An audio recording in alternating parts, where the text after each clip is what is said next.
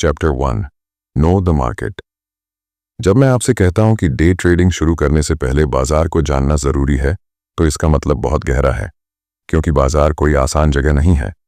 यह हर पल बदलने वाली दुनिया है, जहां एक सेकंड में कीमतें ऊपर जाती हैं और अगले ही पल नीचे गिर जाती हैं।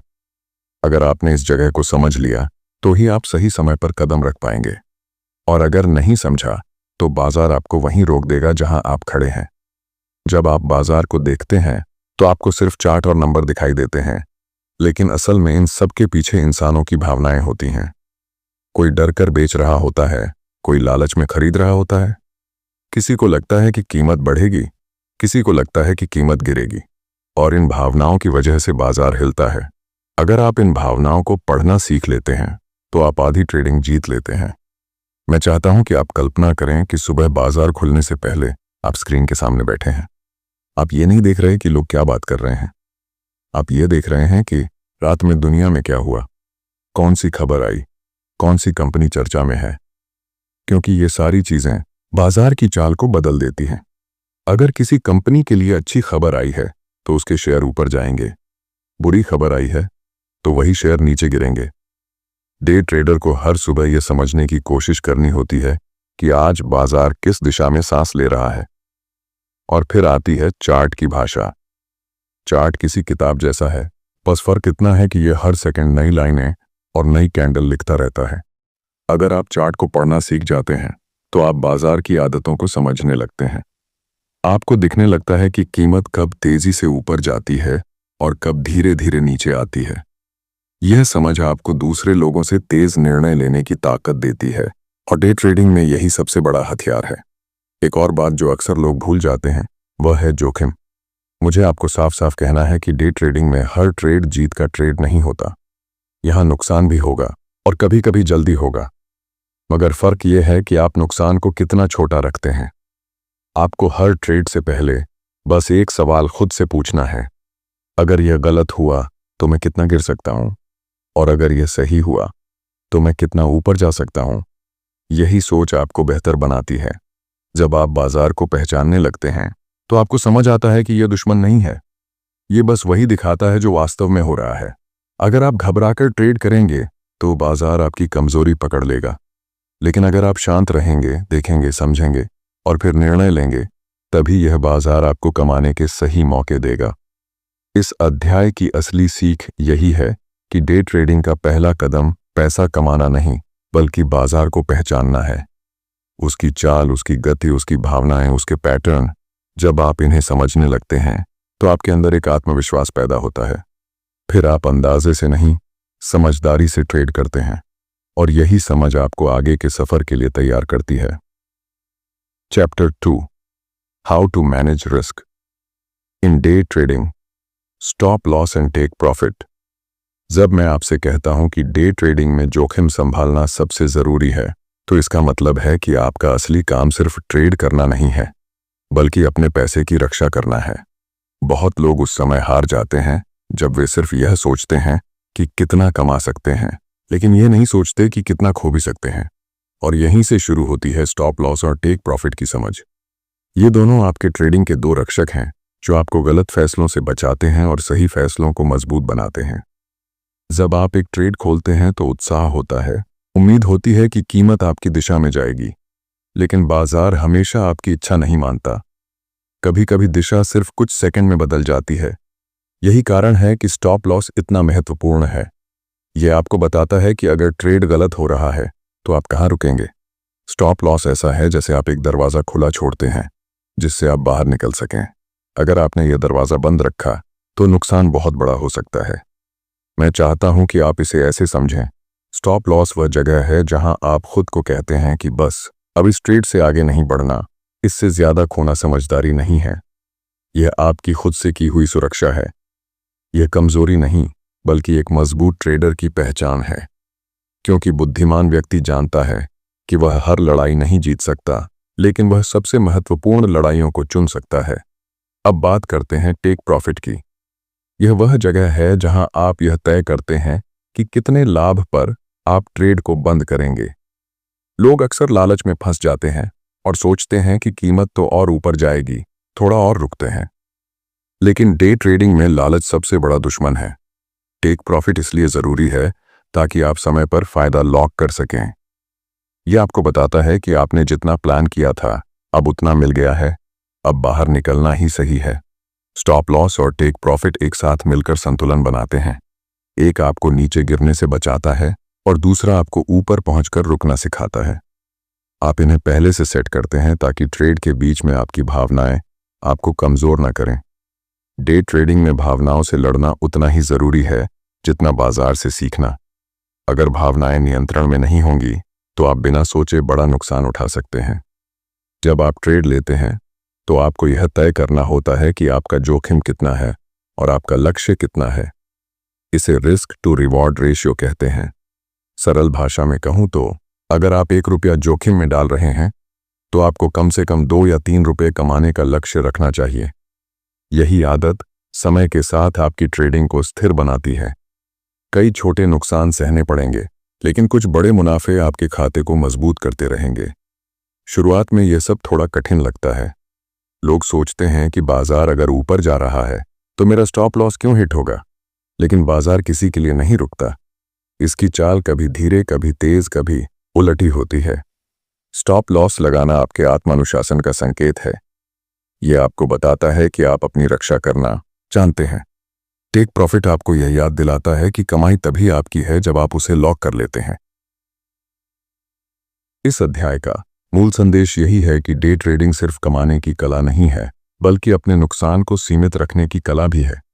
बाजार को आप नियंत्रित नहीं कर सकते, लेकिन अपनी एंट्री, अपनी एग्जिट, अपना स्टॉप लॉस और अपना टेक प्रॉफिट, इन्हें आप नियंत्रित कर सकते हैं। यही 4 चीजें मिलकर आपको एक स्थिर और समझदार ट्रेडर बनाती हैं। जब आप इन पर विश्वास करना सीख जाते हैं तो बाजार की अनिश्चितता भी आपको डराती नहीं बल्कि आपको तैयार करती है। Chapter 3, quantitative risk and qualitative risk. जब आप डे ट्रेडिंग सीखते हैं तो एक समय ऐसा आता है जब आपको समझना पड़ता है कि जोखिम सिर्फ एक प्रकार का नहीं होता। जोखिम 2 तरह का होता है। एक वह जिसे आप नंबरों में माप सकते हैं और दूसरा वह जो सिर्फ महसूस किया जा सकता है। इन्हें क्वांटिटेटिव रिस्क और क्वालिटेटिव रिस्क कहा जाता है। अगर आप दोनों को समझ जाते हैं तो बाजार आपके लिए कम डरावना लगने लगता है और फैसले ज्यादा साफ दिखने लगते हैं। पहले क्वांटिटेटिव रिस्क को समझते हैं। इसे आप ऐसे सोचें कि यह वह जोखिम है जिसे नंबर बता सकते हैं, जैसे आप कितना पैसा खो सकते हैं, आपका स्टॉप लॉस कितना है, एक ट्रेड में कितना प्रतिशत जोखिम है, आपका रिवॉर्ड कितना हो सकता है। ये सब गिनती वाले जोखिम हैं। आप इन्हें चार्ट पर, स्क्रीन पर, अपने ट्रेडिंग जर्नल में देख सकते हैं। इसमें कोई भावनाएं नहीं होती, बस तथ्य और आंकड़े होते हैं। ये जोखिम साफ, सीधा और खुला होता है। मान लीजिए आप कहते हैं कि मैं इस ट्रेड में अपने खाते का सिर्फ 1% जोखिम में डालूंगा। ये एक क्वांटिटेटिव फैसला है। यह निर्णय आपको यह बताता है कि अगर सब गलत हुआ तो भी आपका नुकसान सीमित रहेगा। ऐसे निर्णय आपके नियंत्रण में होते हैं। डे ट्रेडिंग में यह सबसे मजबूत नींव है क्योंकि यहां हर निर्णय आपको ठोस गणित पर खड़ा रखना चाहिए। अब आते हैं क्वालिटेटिव रिस्क पर। यह वह जोखिम है जिसे आप गिन नहीं सकते। यह महसूस किया जाता है। यह बाजार की भावना है, खबरों का असर है, अचानक बनने वाला माहौल है। यह जोखिम कभी चार्ट पर स्पष्ट नहीं दिखता, लेकिन अंदर से संकेत देता है कि कुछ असामान्य हो सकता है। क्वालिटेटिव रिस्क ऐसा है जैसे हवा का रुख बदल रहा हो और आप समझ रहे हो कि अब सतर्क रहना है। जब कोई बड़ी खबर आने वाली हो, जब बाजार बहुत तेजी या सुस्ती में हो, जब किसी विशेष स्टॉक में अनिश्चितता बढ़ रही हो, यह सब क्वालिटेटिव रिस्क है। यह आपको बताता है कि भले ही चार्ट ठीक दिख रहा हो, पर अभी माहौल उतना स्थिर नहीं है। कई बार आप देखते हैं कि कीमत ऊपर जा रही है, लेकिन अंदर से लगता है कि यह चाल टिकेगी नहीं। यही अंदर की चेतावनी क्वालिटेटिव रिस्क की वजह से आती है। क्वांटिटेटिव रिस्क आपको बताता है कि कितना खो सकते हैं। क्वालिटेटिव रिस्क आपको बताता है कि कब सतर्क रहना है। ये दोनों मिलकर आपकी ट्रेडिंग को संतुलित रखते हैं।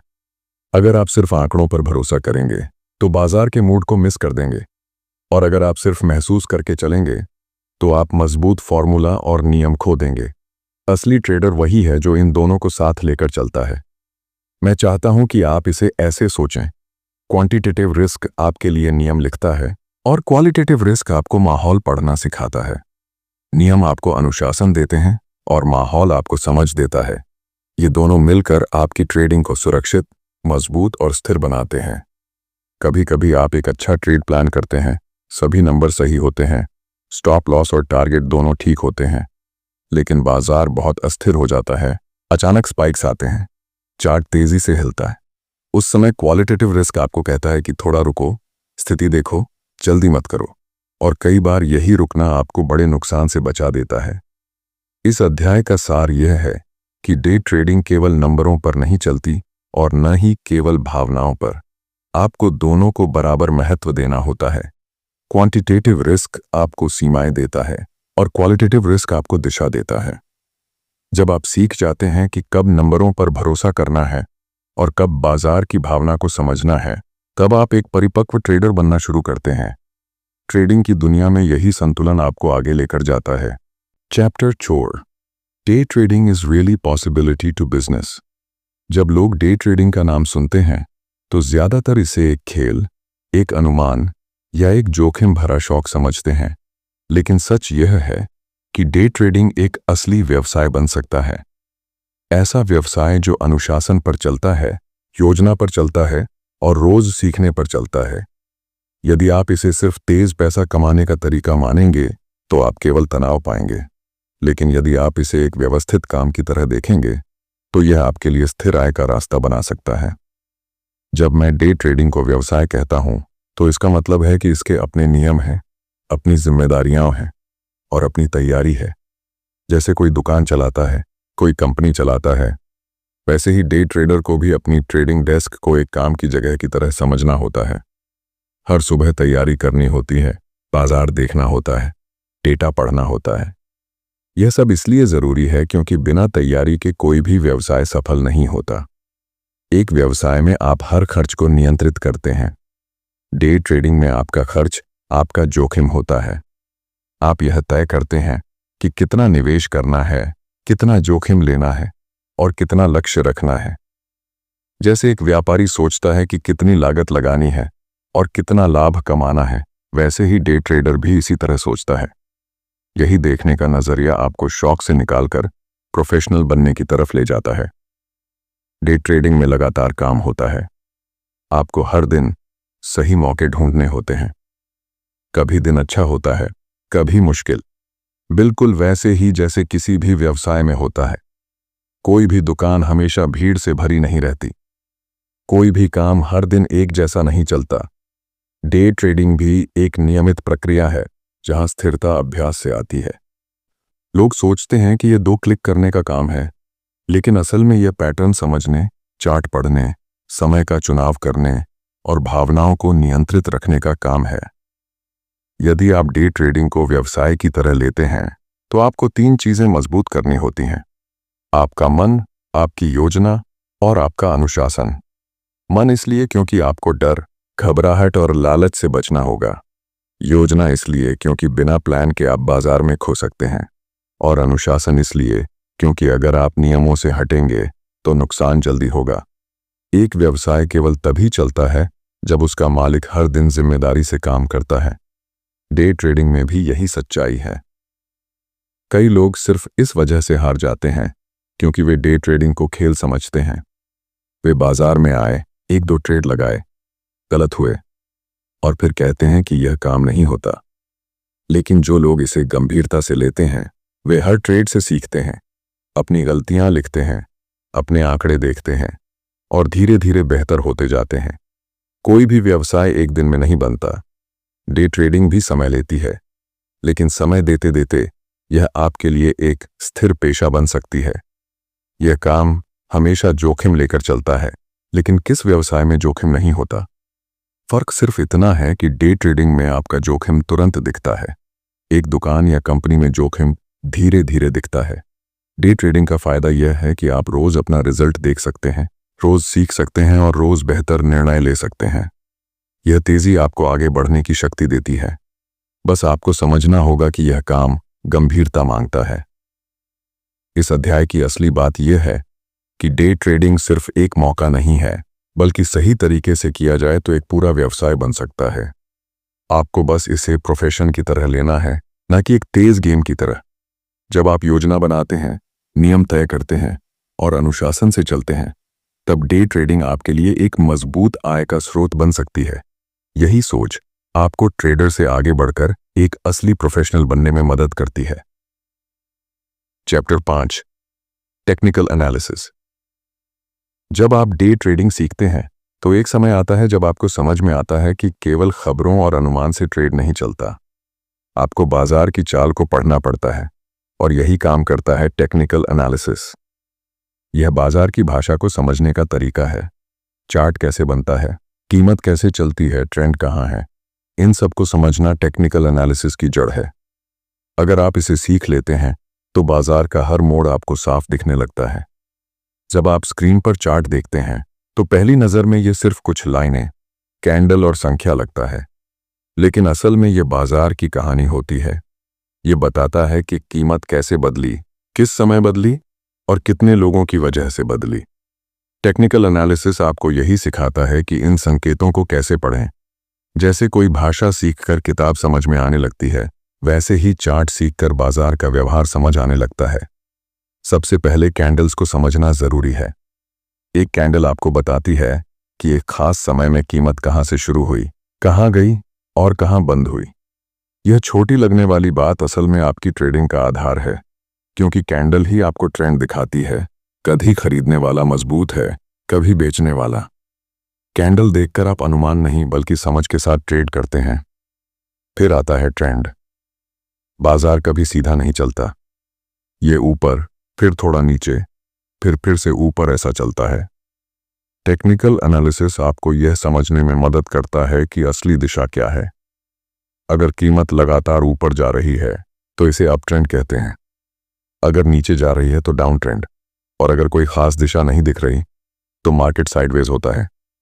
इस दिशा को पहचानना डे ट्रेडिंग का बड़ा हिस्सा है, क्योंकि आप ट्रेंड के खिलाफ ट्रेड करेंगे तो बार बार रुकावट आएगी, लेकिन ट्रेंड के साथ चलेंगे तो रास्ता साफ लगेगा।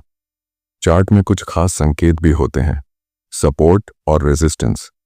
सपोर्ट वह जगह है जहां कीमत गिरने के बाद रुकती है। रेजिस्टेंस वह जगह है जहां कीमत बढ़ने के बाद रुकती है। ये दोनों ऐसे दीवारों की तरह होते हैं जो कीमत को रोकते हैं। आप जितना इन दीवारों को पहचानने लगते हैं, उतना ही आपको पता चलता है कि कहां खरीदना है और कहां बेचना है। टेक्निकल एनालिसिस में आपको इंडिकेटर्स भी मिलते हैं। ये छोटे छोटे औजार होते हैं जो आपको अतिरिक्त जानकारी देते हैं, जैसे मूविंग एवरेज, जो आपको यह दिखाता है कि कीमत धीरे धीरे किस दिशा में जा रही है। RSI आपको शक्ति दिखाता है कि बाजार अधिक खरीदा गया है या अधिक बेचा गया है। MACD आपको गति बताता है। यह सब आपको अंदाजा नहीं बल्कि साफ तस्वीर देता है कि बाजार के अंदर क्या चल रहा है। लेकिन टेक्निकल एनालिसिस सिर्फ टूल का नाम नहीं है, यह धैर्य और अभ्यास का काम है। शुरुआत में चार्ट देखकर सब उलझा हुआ लगता है। कैंडल्स समझ नहीं आती, लाइनें बहुत लगती हैं, ट्रेंड साफ नहीं दिखता। लेकिन जैसे जैसे आप इसे रोज थोड़ा थोड़ा देखते जाते हैं, आपकी आंखें शुरू करने लगती हैं पहचानना कि कीमत ऊपर क्यों गई, नीचे क्यों आई और कब रुक सकती है। टेक्निकल एनालिसिस आपको एक खास ताकत देता है। आप बिना किसी अनुमान के ट्रेड कर सकते हैं, क्योंकि आप देख रहे होते हैं कि कीमत पहले कैसी चली है और अभी कैसी चल रही है। आप पढ़ रहे होते हैं कि खरीदार मजबूत हैं या विक्रेता। आप महसूस कर रहे होते हैं कि अब बाजार में तेजी आ सकती है या सुस्ती। इस अध्याय का मूल संदेश यही है कि टेक्निकल एनालिसिस आपके ट्रेडिंग सफर की रीढ़ है। यह आपको बाजार को समझने की आंख देता है। यह आपको भावनाओं से दूर करता है और तथ्यों के करीब लाता है। जब आप चार्ट पढ़ना सीख जाते हैं, जब आप ट्रेंड पहचान लेते हैं, जब आप सपोर्ट और रेजिस्टेंस को देख लेते हैं, तब आप अंदाजे से नहीं बल्कि साफ समझ से ट्रेड करते हैं। यही समझ आपको एक मजबूत और आत्मविश्वास से भरे ट्रेडर में बदलती है। Chapter 6, consolidation chart patterns. To know. जब आप डे ट्रेडिंग में आगे बढ़ते हैं तो एक समय ऐसा आता है जब आप देखते हैं कि बाजार हमेशा तेजी या मंदी में नहीं चलता। कई बार कीमत एक ही दायरे में रुक जाती है। न ऊपर जाती है न नीचे आती है। यही समय होता है जिसे कंसोलिडेशन कहा जाता है, और इस समय जो पैटर्न बनते हैं उन्हें समझना हर ट्रेडर के लिए बहुत ज़रूरी है, क्योंकि इस शांत दिखने वाले माहौल के अंदर ही बाजार अगली बड़ी चाल की तैयारी कर रहा होता है। जब कीमत एक जगह रुक जाती है तो ऐसा लगता है कि बाजार सो गया है, लेकिन असल में यही समय सबसे ज़्यादा महत्वपूर्ण होता है। कंसोलिडेशन पैटर्न आपको बताते हैं कि बाजार कब ऊर्जा जमा कर रहा है, कब खरीदने वाले और बेचने वाले बराबर ताकत में हैं, और कब एक तरफ की ताकत बढ़कर बड़ी चाल ला सकती है। यह समझ आपको सही समय पर ट्रेड लेने में मदद करती है। सबसे पहले एक सरल पैटर्न आता है, रेक्टेंगल पैटर्न। इसमें कीमत ऊपर और नीचे दो सीमाओं के बीच चलती रहती है। ऐसा लगता है जैसे बाजार एक बॉक्स में फंस गया है। ऊपर की लाइन रेजिस्टेंस बन जाती है और नीचे की लाइन सपोर्ट। जब कीमत कई बार इस बॉक्स में ऊपर नीचे होती रहती है तो यह संकेत होता है कि बाजार किसी बड़े ब्रेकआउट की तैयारी में है। एक ट्रेडर के लिए यह समय धैर्य का होता है, क्योंकि असली मौका तब आता है जब कीमत बॉक्स से बाहर निकलती है। इसके बाद ट्रायंगल पैटर्न आता है। यह पैटर्न कुछ ऐसा होता है जैसे कीमत धीरे धीरे एक बिंदु की ओर सिमट रही हो। बायर्स और सेलर्स दोनों अपनी अपनी तरफ से ताकत दे रहे होते हैं, लेकिन किसी की ताकत ज्यादा नहीं दिखती। इस पैटर्न में लाइनें एक दूसरे के करीब आती जाती हैं और कीमत छोटी होती जाती है। ट्रायंगल पैटर्न का मतलब होता है कि बाजार जल्द ही एक दिशा चुनेगा, और जब वह दिशा चुन लेता है तो चाल अचानक तेज हो सकती है। एक और महत्वपूर्ण पैटर्न है फ्लैग पैटर्न। यह अक्सर तब बनता है जब कीमत किसी दिशा में तेजी से चलने के बाद थोड़ी देर के लिए रुक जाती है और एक छोटी सी संकरी रेंज में चलने लगती है। यह रेंज एक छोटे झंडे जैसी दिखती है, इसलिए इसे फ्लैग कहा जाता है। यह पैटर्न बताता है कि बाजार सिर्फ सांस ले रहा है, ताकत जमा कर रहा है और जल्द ही अपनी पिछली दिशा में फिर से तेजी से चलेगा। इस पैटर्न को पहचान कर कई ट्रेडर आसान मौके पकड़ लेते हैं। कंसोलिडेशन पैटर्न देखने का सबसे बड़ा फायदा यह है कि ये आपको जल्दबाजी से बचाते हैं। अक्सर नए ट्रेडर सिर्फ इसलिए ट्रेड ले लेते हैं क्योंकि उन्हें लगता है कि कुछ तो होना चाहिए, लेकिन कंसोलिडेशन आपको सिखाता है कि शांत समय भी बाजार का हिस्सा है। हर पल ट्रेड लेने की जरूरत नहीं है। असली ताकत इंतजार करने की है, और बाजार के शांत होने का मतलब अक्सर यह होता है कि कुछ बड़ा होने वाला है। जब आप कंसोलिडेशन पैटर्न पहचानने लगते हैं तो आपके अंदर एक खास समझ पैदा होती है। आप देखते हैं कि कब बाजार दिशाहीन है, कब स्थिर है और कब ऊर्जा जमा कर रहा है। इस समझ के साथ आप भावनाओं में बहकर नहीं, बल्कि साफ संकेत देखकर ट्रेड करते हैं। कंसोलिडेशन पैटर्न आपको यह भी दिखाते हैं कि बाजार कब सुरक्षित है और कब जोखिम बढ़ रहा है। यह पहचान आपके ट्रेडिंग सिस्टम को और मजबूत बनाती है। इस अध्याय का असली संदेश यही है कि कंसोलिडेशन को कभी अनदेखा मत करें। यह व्यापार का शांत हिस्सा है, लेकिन यही शांत हिस्सा अगली बड़ी चाल की कुंजी होता है। जब आप रेक्टेंगल, ट्रायंगल और फ्लैग जैसे पैटर्न को पहचान लेते हैं तो आप बाजार की तैयारी को पहले से देख सकते हैं, और यही तैयारी एक ट्रेडर को दूसरों से आगे रखती है। Chapter 7, relationship with fundamental analysis. जब आप डे ट्रेडिंग की दुनिया में आगे बढ़ते हैं तो आपको एहसास होता है कि बाजार सिर्फ चार्ट से नहीं चलता। कीमतें सिर्फ तकनीकी पैटर्न की वजह से नहीं बदलती। इनके पीछे कंपनियों की खबरें होती हैं, आर्थिक रिपोर्टें होती हैं, दुनिया भर की घटनाएं होती हैं। यही वह हिस्सा है जिसे फंडामेंटल एनालिसिस कहा जाता है। और डे ट्रेडिंग में टेक्निकल एनालिसिस और फंडामेंटल एनालिसिस दोनों का संबंध समझना बहुत ज़रूरी है। टेक्निकल एनालिसिस आपको कीमत की चाल दिखाता है, लेकिन फंडामेंटल एनालिसिस आपको ये समझ देता है कि कीमत उस दिशा में क्यों जा रही है। आप चार्ट पर देखते हैं कि कीमत अचानक ऊपर चली गई, लेकिन इसका कारण किसी बड़ी कंपनी की कमाई रिपोर्ट हो सकती है, या कोई सरकारी घोषणा, या कोई अंतर्राष्ट्रीय घटना। फंडामेंटल एनालिसिस आपको बाजार के अंदर की वजह दिखाता है, जबकि टेक्निकल एनालिसिस आपको बाहर के संकेत देता है। दोनों मिलकर आपको पूरी तस्वीर देते हैं। डे ट्रेडिंग में लोग अक्सर सोचते हैं कि उन्हें सिर्फ चार्ट देखना है, लेकिन असलियत यह है कि फंडामेंटल घटनाएं ही कई बार चार्ट को हिलाती हैं। आप सुबह स्क्रीन खोलते हैं और देखते हैं कि कई स्टॉक पहले से तेजी में हैं। ये तेजी सिर्फ पैटर्न की वजह से नहीं, बल्कि इस वजह से होती है कि बाजार कोई संदेश पहले ही महसूस कर चुका होता है। कई बार कंपनियों की खबरें, नए प्रोजेक्ट, नई डील या सरकारी नीतियां अचानक कीमतों को उछाल देती हैं। फंडामेंटल एनालिसिस आपको यह भी सिखाता है कि कौन से स्टॉक डे ट्रेडिंग के लिए बेहतर हैं। जिन स्टॉक्स में हमेशा खबरें आती रहती हैं, जिनका कारोबार बड़ा होता है, जिनमें बाजार की दिलचस्पी होती है, वे अधिक तेजी से चलते हैं। ऐसे स्टॉक डे ट्रेडर के लिए बिल्कुल उसी तरह होते हैं जैसे एक तेज गाड़ी ड्राइवर के लिए। आपको बस यह जानना है कि इस गाड़ी की रफ्तार कहाँ तेज होगी और कहाँ ब्रेक लगेगा। एक और महत्वपूर्ण बात यह है कि फंडामेंटल एनालिसिस आपको सतर्क भी रखता है। अगर कोई बड़ी खबर आने वाली है, जैसे किसी कंपनी का रिजल्ट या किसी सरकार की बड़ी योजना, तो बाजार अक्सर अनिश्चित हो जाता है। टेक्निकल एनालिसिस उस समय साफ संकेत नहीं देता, लेकिन फंडामेंटल का ज्ञान आपको बता देता है कि बाजार अभी संवेदनशील है और आपको सावधानी रखनी चाहिए। कई ट्रेडर सिर्फ इसी समझ की वजह से नुकसान से बच जाते हैं। डे ट्रेडिंग में फंडामेंटल एनालिसिस का संबंध समय से भी है। कुछ खबरें लंबी अवधि का असर डालती हैं, लेकिन कुछ खबरें तुरंत असर दिखाती हैं। डे ट्रेडर को उन खबरों पर ध्यान देना होता है जो उसी दिन कीमत को हिला सकती हैं, जैसे earning reports, economic data, inflation numbers, interest rate decisions. ये सब कुछ मिनटों में बाजार को बदल देते हैं। टेक्निकल एनालिसिस आपको दिशा दिखाता है, लेकिन फंडामेंटल एनालिसिस आपको यह महसूस कराता है कि दिशा कितनी मजबूत है। आपको यह भी समझना होगा कि फंडामेंटल एनालिसिस और टेक्निकल एनालिसिस को अलग अलग नहीं देखा जा सकता। यदि चार्ट कहता है कि कीमत ऊपर जा रही है और उसी समय कोई सकारात्मक खबर आती है, तो यह तेजी और मजबूत हो सकती है। लेकिन यदि चार्ट ऊपर दिखा रहा है पर खबर नकारात्मक है, तो यह संकेत देता है कि तेजी टिक नहीं पाएगी। जब आप दोनों को एक साथ देखते हैं, तभी आप सही समय पर सही निर्णय ले पाते हैं। इस अध्याय का सार यही है कि डे ट्रेडिंग सिर्फ तकनीकी संकेतों का खेल नहीं है। बाजार एक जीवित प्रणाली है जो खबरों, भावनाओं और आर्थिक स्थितियों से हिलती है। फंडामेंटल एनालिसिस आपको इस पूरी प्रणाली की धड़कन सुनना सिखाता है।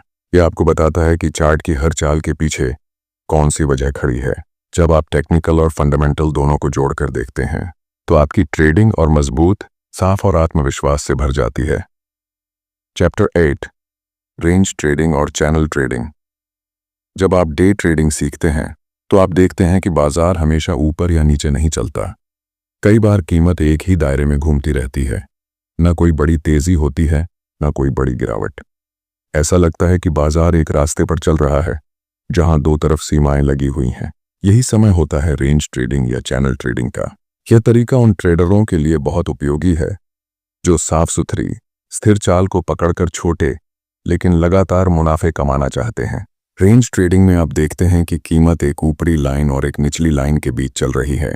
यह ऊपरी लाइन रेजिस्टेंस कहलाती है। यहाँ कीमत बार बार जाकर रुकती और नीचे मुड़ जाती है। निचली लाइन सपोर्ट कहलाती है, जहाँ कीमत बार बार जाकर संभलती और ऊपर लौट आती है। जब कीमत इन दो सीमाओं में बार बार घूमती रहती है, तो बाजार आपको साफ संकेत देता है कि अभी दिशा तय नहीं है। यह मौका है स्थिर ट्रेड का। चैनल ट्रेडिंग भी इसी जैसा होता है, लेकिन इसमें कीमत एक ढलान वाले रास्ते पर ऊपर या नीचे लगातार चल रही होती है। यह रास्ता दो पैरेलल लाइनों से बनता है, एक ऊपर और एक नीचे।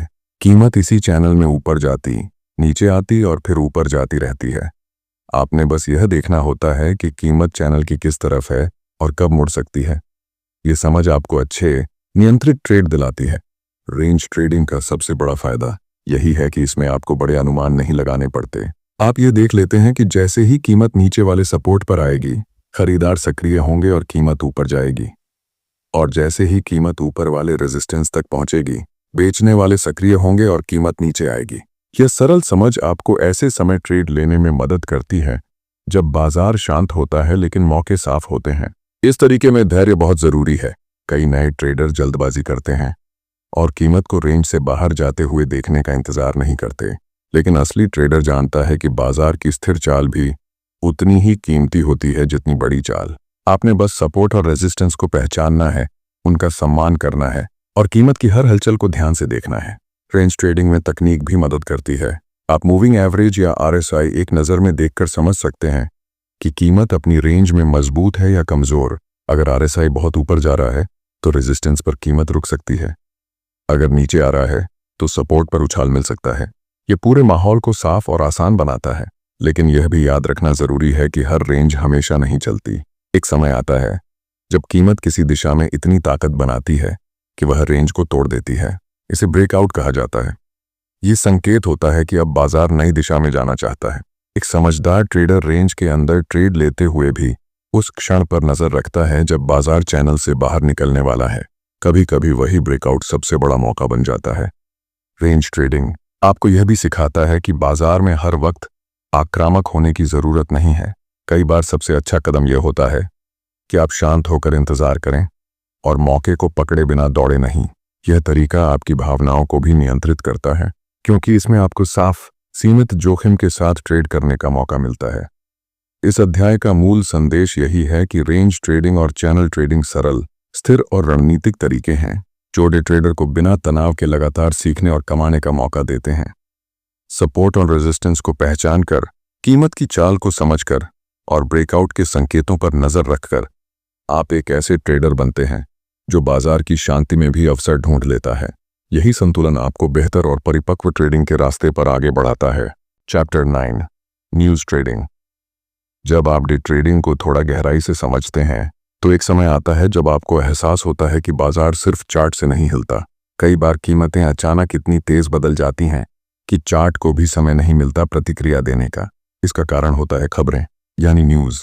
और जब आप खबरों को समझकर ट्रेड लेते हैं तो इस तरीके को न्यूज़ ट्रेडिंग कहा जाता है। ये डे ट्रेडिंग का वह हिस्सा है जो तेज दिमाग, शांत मन और सही समय की समझ मांगता है। खबरें बाजार के लिए बिजली की तरह काम करती हैं। कोई रिपोर्ट आई, कोई घोषणा हुई, कोई नई नीति आई, किसी कंपनी ने बड़ा फैसला लिया और कीमतें तुरंत हिल जाती हैं। अच्छे ट्रेडर जानते हैं कि कौन सी खबरें तेजी लाती हैं, कौन सी खबरें गिरावट लाती हैं और कौन सी खबरें सिर्फ शोर होती हैं। न्यूज़ ट्रेडिंग में असली कला यही है कि आप शोर और असर में फर्क करना सीखें। बाजार में कई तरह की खबरें आती हैं। कुछ खबरें आर्थिक होती हैं, जैसे महंगाई का डेटा, ब्याज दरों का फैसला, रोजगार के आंकड़े। ये खबरें पूरे बाजार को हिला सकती हैं।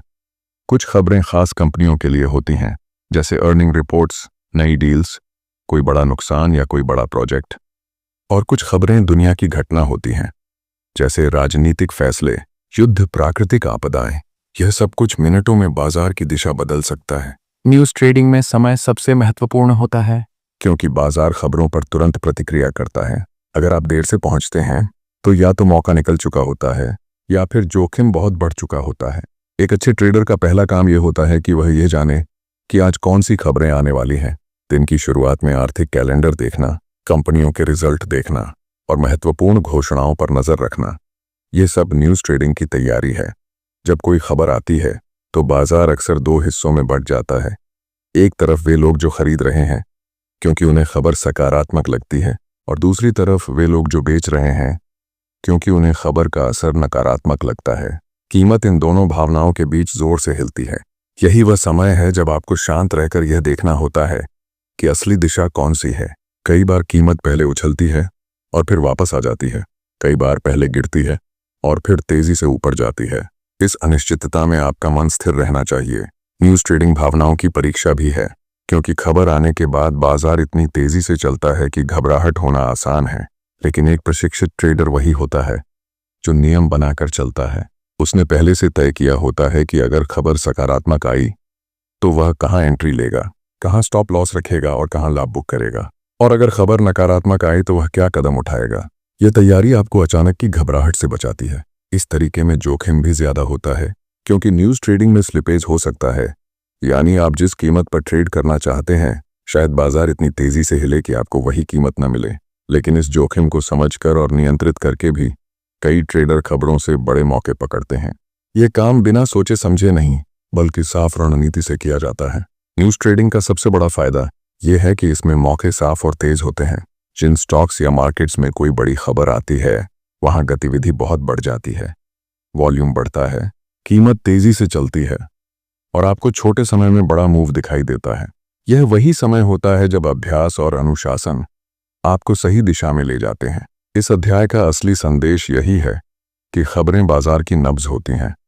इन्हें समझना, इनके असर को पहचानना और सही समय पर कदम उठाना, यही न्यूज़ ट्रेडिंग की ताकत है। जब आप चार्ट और खबर दोनों को साथ देखकर चलते हैं तो आप बाजार की हर चाल को गहराई से पढ़ पाते हैं। यही समझ एक डे ट्रेडर को तेज बनाती है, सतर्क बनाती है और आत्मविश्वास देती है। Chapter 10 pairs trading. जब आप डे ट्रेडिंग को आगे बढ़ाकर थोड़ा और समझने लगते हैं तो आपको एहसास होता है कि बाजार के अंदर कई चीजें एक दूसरे से जुड़ी होती हैं। दो स्टॉक ऐसे होते हैं जो अक्सर साथ चलते हैं। अगर एक ऊपर जाता है तो दूसरा भी ऊपर जाता है, अगर एक नीचे आता है तो दूसरा भी नीचे आता है। इन दोनों के इस संबंध को समझकर ट्रेड लेना ही पेयर्स ट्रेडिंग कहलाता है। यह तरीका आपको बाजार की चाल को एक नए नजरिए से देखने का मौका देता है। पेयर्स ट्रेडिंग की खूबसूरती यह है कि इसमें आप बाजार की दिशा पर निर्भर नहीं रहते। आपको यह चिंता नहीं होती कि बाजार ऊपर जाएगा या नीचे आएगा। आप सिर्फ उस जोड़ी पर ध्यान देते हैं जिनकी चाल एक दूसरे से जुड़ी होती है। कई बार ऐसा होता है कि दोनों स्टॉक्स आमतौर पर साथ चलते हैं, लेकिन अचानक किसी कारण से एक आगे निकल जाता है और दूसरा पीछे रह जाता है। यही अंतर ट्रेडिंग का मौका बन जाता है। आप कल्पना करें कि दो स्टॉक हैं जो हमेशा बराबरी की चाल में चलते हैं, लेकिन आज आप देख रहे हैं कि एक बहुत ऊपर चला गया है और दूसरा अभी तक नहीं बढ़ा। इस स्थिति में समझदार ट्रेडर यह सोचते हैं कि शायद आगे चलकर दूसरा भी ऊपर आएगा और अंतर कम होगा, या फिर पहला थोड़ा नीचे आएगा। यह अनुमान नहीं होता, यह उनकी पुरानी समान चाल को देखकर निकला तर्क होता है। पेयर्स ट्रेडिंग में ट्रेडर इसी अंतर को पकड़कर मुनाफा कमाने की कोशिश करता है। इस तरीके में दो काम होते हैं, एक स्टॉक को खरीदना और दूसरे को बेचना। इसे हेज करना कहते हैं। इसका मतलब होता है कि आप जोखिम को संतुलित कर रहे हैं। अगर बाजार अचानक उल्टा चल भी जाए तो एक स्टॉक का नुकसान दूसरे स्टॉक से कम हो सकता है। पेयर्स ट्रेडिंग का सबसे बड़ा फायदा यही है कि इसमें जोखिम कम रहता है, क्योंकि आप दो दिशाओं में संतुलन बनाकर चल रहे होते हैं। इस अध्याय में यह समझना जरूरी है कि पेयर्स ट्रेडिंग में आपको यह देखना होता है कि कौन सी जोड़ी साथ चलती है। कई कंपनियां एक ही उद्योग में होती हैं, जैसे दो बैंक, दो टेक कंपनियां, दो ऊर्जा कंपनियां। इन कंपनियों की कीमतों में अक्सर समानता होती है, क्योंकि उनकी खबरें, उनका कारोबार और उनका माहौल लगभग एक जैसा होता है। यही समानता पेयर्स ट्रेडिंग के लिए आधार बनती है। लेकिन पेयर्स ट्रेडिंग सिर्फ समानता पर नहीं चलती, बल्कि अंतर पर चलती है। जब जोड़ी अपनी सामान्य दूरी से बहुत दूर चली जाती है, तभी असली मौका मिलता है। कीमतों का यह अंतर आपको बताता है कि कुछ समय बाद यह अंतर फिर कम हो सकता है।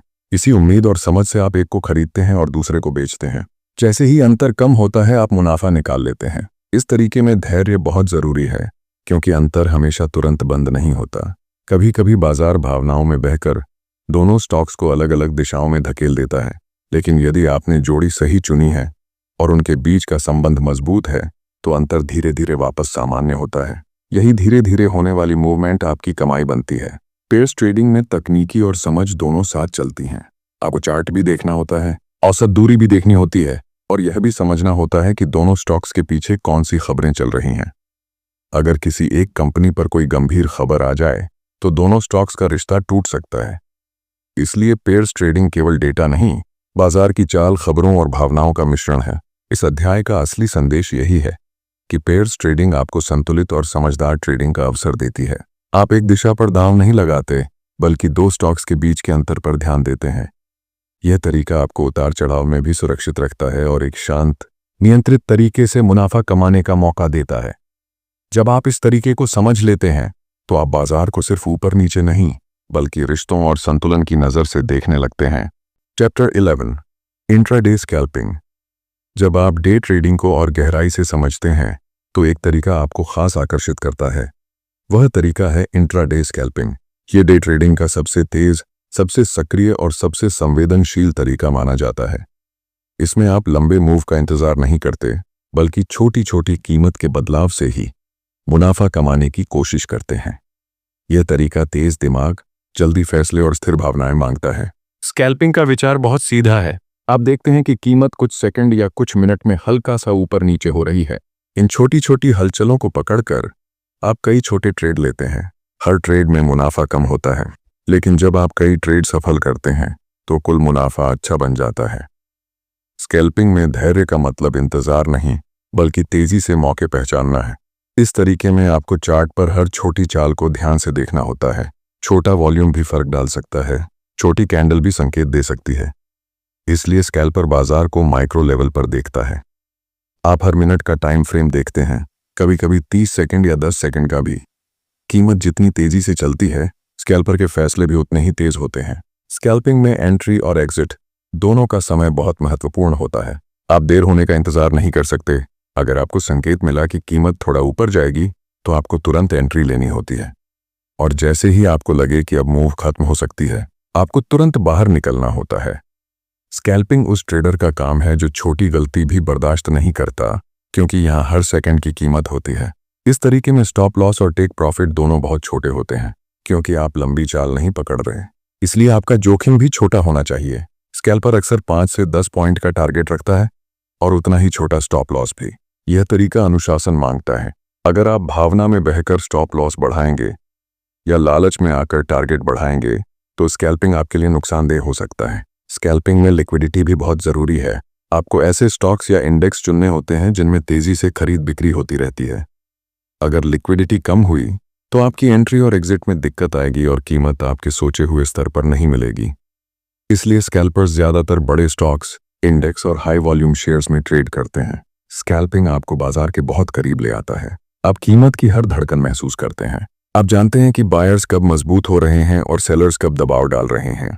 ये तरीका आपको तेजी से सीखने में मदद करता है, क्योंकि हर दिन आपको दर्जनों ट्रेडों का अनुभव मिलता है। लेकिन यह तरीका मानसिक ऊर्जा भी मांगता है। लंबे समय तक लगातार स्कैल्पिंग करना थका सकता है, इसलिए इसमें ब्रेक लेना, शांत रहना और ओवर ट्रेडिंग से बचना बहुत ज़रूरी है। इंट्राडे स्कैल्पिंग में एक चीज़ बहुत महत्वपूर्ण है, साफ रणनीति। बिना प्लान के स्कैल्पिंग बिल्कुल भी काम नहीं करती। आपको ये पता होना चाहिए कि आप किस स्थिति में ट्रेड लेंगे, किस स्थिति में नहीं लेंगे, कब आपको दिन खत्म करना है और कब आपको और ट्रेड नहीं करना चाहिए। यह तरीका जितना तेज है, उतना ही अनुशासन की मांग करता है। जो लोग इसे नियमों के साथ करते हैं, वे छोटे छोटे मुनाफे जोड़कर एक स्थिर परिणाम बना लेते हैं। इस अध्याय की असली बात यही है कि इंट्राडे स्कैल्पिंग तेज सोच, तेज क्रिया और मजबूत नियंत्रण की कला है। आप छोटे जोखिम लेकर छोटे छोटे मुनाफे कमाते हैं, लेकिन यह छोटे छोटे मुनाफे धीरे धीरे मिलकर एक अच्छी कमाई में बदल जाते हैं। स्कैल्पिंग हर किसी के लिए नहीं होती, लेकिन जो लोग इसके नियम समझते हैं और इसकी गति के साथ तालमेल बैठा लेते हैं, वे बाजार की हर छोटी चाल का फायदा उठाना सीख जाते हैं। Chapter 12 breakout. जब आप बाजार को ध्यान से देखते हैं तो एक चीज बार बार नजर आती है। कीमत कभी एक दायरे में रुक जाती है और फिर अचानक उससे बाहर निकल जाती है। यही पल होता है ब्रेकआउट का। ब्रेकआउट वह समय है जब बाजार अपने पुराने बंधन तोड़कर नई दिशा में आगे बढ़ता है, और डे ट्रेडिंग में ब्रेकआउट सबसे शक्तिशाली संकेतों में से एक माना जाता है। एक छोटा सा पल लेकिन बहुत बड़ा प्रभाव। जब कीमत किसी रेंज, सपोर्ट या रेजिस्टेंस के पास रुक रुक कर चलती है, तो ऐसा लगता है कि बाजार कुछ सोच रहा है। बायर्स और सेलर्स दोनों अपनी अपनी ताकत लगा रहे होते हैं, लेकिन कोई भी साफ जीत हासिल नहीं कर पाता। ये वह समय है जब बाजार ऊर्जा जमा कर रहा होता है। जैसे ही एक पक्ष मजबूत होता है, कीमत तुरंत उस सीमा को तोड़ देती है। यही ब्रेकआउट है। ब्रेकआउट को समझने के लिए आपको यह पहचानना होता है कि बाजार किस सीमा पर अटका हुआ है। रेजिस्टेंस वह जगह है जहां कीमत बार बार ऊपर जाकर वापस आती है, और सपोर्ट वह जगह है जहां कीमत नीचे जाकर रुक जाती है। जब कीमत रेजिस्टेंस को तोड़कर ऊपर जाती है, यह बुलिश ब्रेकआउट कहलाता है, और जब कीमत सपोर्ट को तोड़कर नीचे जाती है, यह बेरिश ब्रेकआउट कहलाता है। दोनों ही स्थितियां ट्रेडर के लिए बड़े मौके बन सकती हैं। ब्रेकआउट का सबसे बड़ा फायदा यह है कि यह आपको तेज और साफ चाल देता है, क्योंकि जैसे ही कीमत सीमा तोड़ती है, कई ट्रेडर उसी दिशा में कूद जाते हैं। खरीदने वाले ज्यादा खरीदते हैं, बेचने वाले ज्यादा बेचते हैं। वॉल्यूम अचानक बढ़ जाता है और कीमत तेजी से आगे बढ़ती है। यह मोमेंटम ट्रेडिंग का सबसे मजबूत समय होता है। लेकिन ब्रेकआउट सिर्फ एक लाइन टूटने का नाम नहीं है। असली ब्रेकआउट वह होता है जिसमें वॉल्यूम भी साथ देता है। अगर कीमत रेजिस्टेंस तोड़ती है लेकिन वॉल्यूम कम है, तो ये फर्जी ब्रेकआउट यानी फॉल्स ब्रेकआउट हो सकता है। कीमत थोड़ी देर के लिए ऊपर जाएगी और फिर वापस नीचे गिर जाएगी। इसलिए अच्छे ट्रेडर हमेशा वॉल्यूम को देखकर ही कदम उठाते हैं। वॉल्यूम आपको बताता है कि कितने लोग इस नए मूव पर भरोसा कर रहे हैं। ब्रेकआउट ट्रेडिंग में समय सबसे महत्वपूर्ण है। अगर आप बहुत देर से ट्रेड लेंगे तो कीमत पहले ही काफी आगे जा चुकी होगी और जोखिम बढ़ जाएगा। और अगर आप बहुत जल्दी कूदेंगे तो हो सकता है कि ब्रेकआउट अभी पक्का ना हो। आपको यह पहचानना सीखना होगा कि असली टूटना कब होता है। यह अभ्यास से आता है।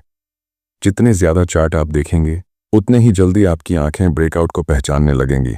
इस तरीके में स्टॉप लॉस भी बहुत जरूरी है, क्योंकि कभी कभी बाजार आपको धोखा दे देता है। कीमत ऊपर जाती दिखती है और आप खरीद लेते हैं, लेकिन कुछ मिनटों बाद कीमत वापस नीचे आ जाती है। ऐसे फॉल्स ब्रेकआउट से बचने का एक ही तरीका है कि आप स्टॉप लॉस को साफ और छोटा रखें। इससे आपका नुकसान सीमित रहता है और आप अगले मौके के लिए तैयार रहते हैं। ब्रेकआउट आपको बड़े मौके देता है, लेकिन ये उसी व्यक्ति को फायदा देता है जो धैर्य और समझ के साथ चलता है। आप हर लाइन टूटने पर ट्रेड नहीं लेते। आप देखते हैं कि कीमत कई बार उस लाइन के पास रुकी है या नहीं, वॉल्यूम सही है या नहीं, और मार्केट मूड किस तरफ है। ये सारी बातें आपको एक मजबूत ट्रेड दिलाती हैं। इस अध्याय का सार यही है कि ब्रेकआउट बाजार का वह पल है जब वह अपने पुराने ढांचे को छोड़कर नई दिशा में कदम रखता है। यह तेज, शक्तिशाली और स्पष्ट होता है। इसे पहचानना, सही समय पर ट्रेड लेना और जोखिम को नियंत्रित रखना, यही ब्रेकआउट ट्रेडिंग की कला है। जब आप इस पल को समझ लेते हैं तो बाजार की हर सीमा आपके लिए एक नया अवसर बन जाती है। Chapter 13, application on the options market. जब आप डे ट्रेडिंग को समझते हुए आगे बढ़ते हैं तो एक समय आता है जब आप देखना शुरू करते हैं कि सिर्फ स्टॉक ही नहीं बल्कि ऑप्शंस बाजार भी आपकी ट्रेडिंग को एक नया रूप दे सकता है। ऑप्शंस बाजार कीमतों की हलचल को अलग तरीके से दिखाता है। यहाँ आप छोटी चालों को भी बड़े अवसर में बदल सकते हैं, लेकिन इसके लिए आपको यह सीखना पड़ता है कि ऑप्शंस कैसे काम करते हैं और डे ट्रेडर इन्हें कैसे उपयोग करते हैं। ऑप्शंस बाजार दो तरह के कॉन्ट्रैक्ट से बना है, कॉल और पुट। कॉल आपको अधिकार देता है कि आप माने कि कीमत ऊपर जाएगी, और पुट आपको यह मानने देता है कि कीमत नीचे आएगी। लेकिन ऑप्शन सिर्फ दिशा का खेल नहीं है, यह समय, गति और भावनाओं का मिश्रण है। जब बाजार तेजी से चलता है तो ऑप्शंस की कीमत भी तेजी से बदलती है, और यही बदलाव डे ट्रेडर के लिए मौका बन जाता है। ऑप्शंस बाजार में सबसे महत्वपूर्ण चीज है प्रीमियम। यह वह कीमत है जो आप ऑप्शंस खरीदते या बेचते समय देते हैं। प्रीमियम कई चीजों पर निर्भर करता है। कीमत कहाँ है, समय कितना बचा है, और बाजार कितना तेज तर्रार है। डे ट्रेडिंग में प्रीमियम बहुत तेजी से बदलता है। अगर बाजार शांत है तो प्रीमियम धीरे चलता है, लेकिन अगर खबर आती है या तेज मूव शुरू होता है तो प्रीमियम अचानक तेजी से उछल सकता है। ऑप्शंस में डे ट्रेडर दो तरीकों से काम करते हैं। पहला तरीका है ऑप्शंस खरीदना। जब आपको लगता है कि बाजार तेजी से ऊपर जाएगा तो आप कॉल लेते हैं, और जब लगता है कि बाजार नीचे जाएगा तो आप पुट लेते हैं। ये तरीका सीधा है और इसका नुकसान सीमित है, क्योंकि आप जितना प्रीमियम देते हैं उतना ही खो सकते हैं। लेकिन अगर मूव मजबूत हो जाए तो आपका प्रीमियम कई गुना बढ़ सकता है। दूसरा तरीका है ऑप्शंस बेचना, जिसे राइटिंग भी कहा जाता है। यह तरीका थोड़ा उन्नत है क्योंकि इसमें आपका जोखिम ज्यादा होता है, लेकिन डे ट्रेडर अक्सर छोटी समय सीमा के लिए ऑप्शंस बेचते हैं ताकि वे प्रीमियम डिके, यानी समय के साथ प्रीमियम के कम होने का फायदा ले सकें। जब बाजार शांत होता है और कीमत ज्यादा नहीं हिलती तो बेचने वाले ऑप्शंस राइटर्स को कमाई का मौका मिलता है। ऑप्शंस बाजार का असली खेल वॉलेटिलिटी है, यानी कीमत कितनी तेजी से हिल सकती है। अगर वॉलेटिलिटी ज्यादा है तो प्रीमियम भी ज्यादा होता है, और अगर वॉलेटिलिटी कम है तो प्रीमियम भी शांत रहता है। एक डे ट्रेडर हमेशा इस बात का ध्यान रखता है कि आज बाजार शांत है या तेज। यह जानकारी उसे यह तय करने में मदद करती है कि ऑप्शंस खरीदे जाएं या बेचे जाएं। इस अध्याय में एक और महत्वपूर्ण चीज है स्ट्राइक प्राइस। यह वह स्तर है जिसके आसपास ऑप्शंस की कीमत तय होती है।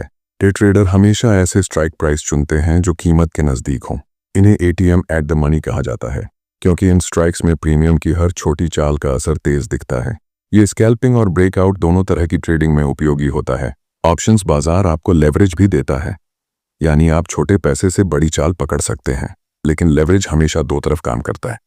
अगर आप सही दिशा में हैं तो कमाई तेजी से होती है, अगर दिशा गलत है तो नुकसान भी जल्दी आता है। इसलिए ऑप्शंस में स्टॉप लॉस और एग्जिट टाइमिंग बेहद जरूरी होते हैं। बिना योजना के ऑप्शंस ट्रेडिंग बिल्कुल भी सुरक्षित नहीं है। डे ट्रेडिंग में ऑप्शंस का सबसे बड़ा फायदा यह है कि यह आपको तेजी, सुस्ती और दोनों स्थितियों में मौका देता है। अगर बाजार तेज चल रहा है तो ऑप्शंस तेजी से बढ़ते हैं। अगर बाजार शांत है तो प्रीमियम डीके पैसे दिला सकता है, और अगर बाजार अनसर्टन है तो ऑप्शंस दोनों दिशाओं में बड़े मूव पकड़ने में मदद कर सकते हैं।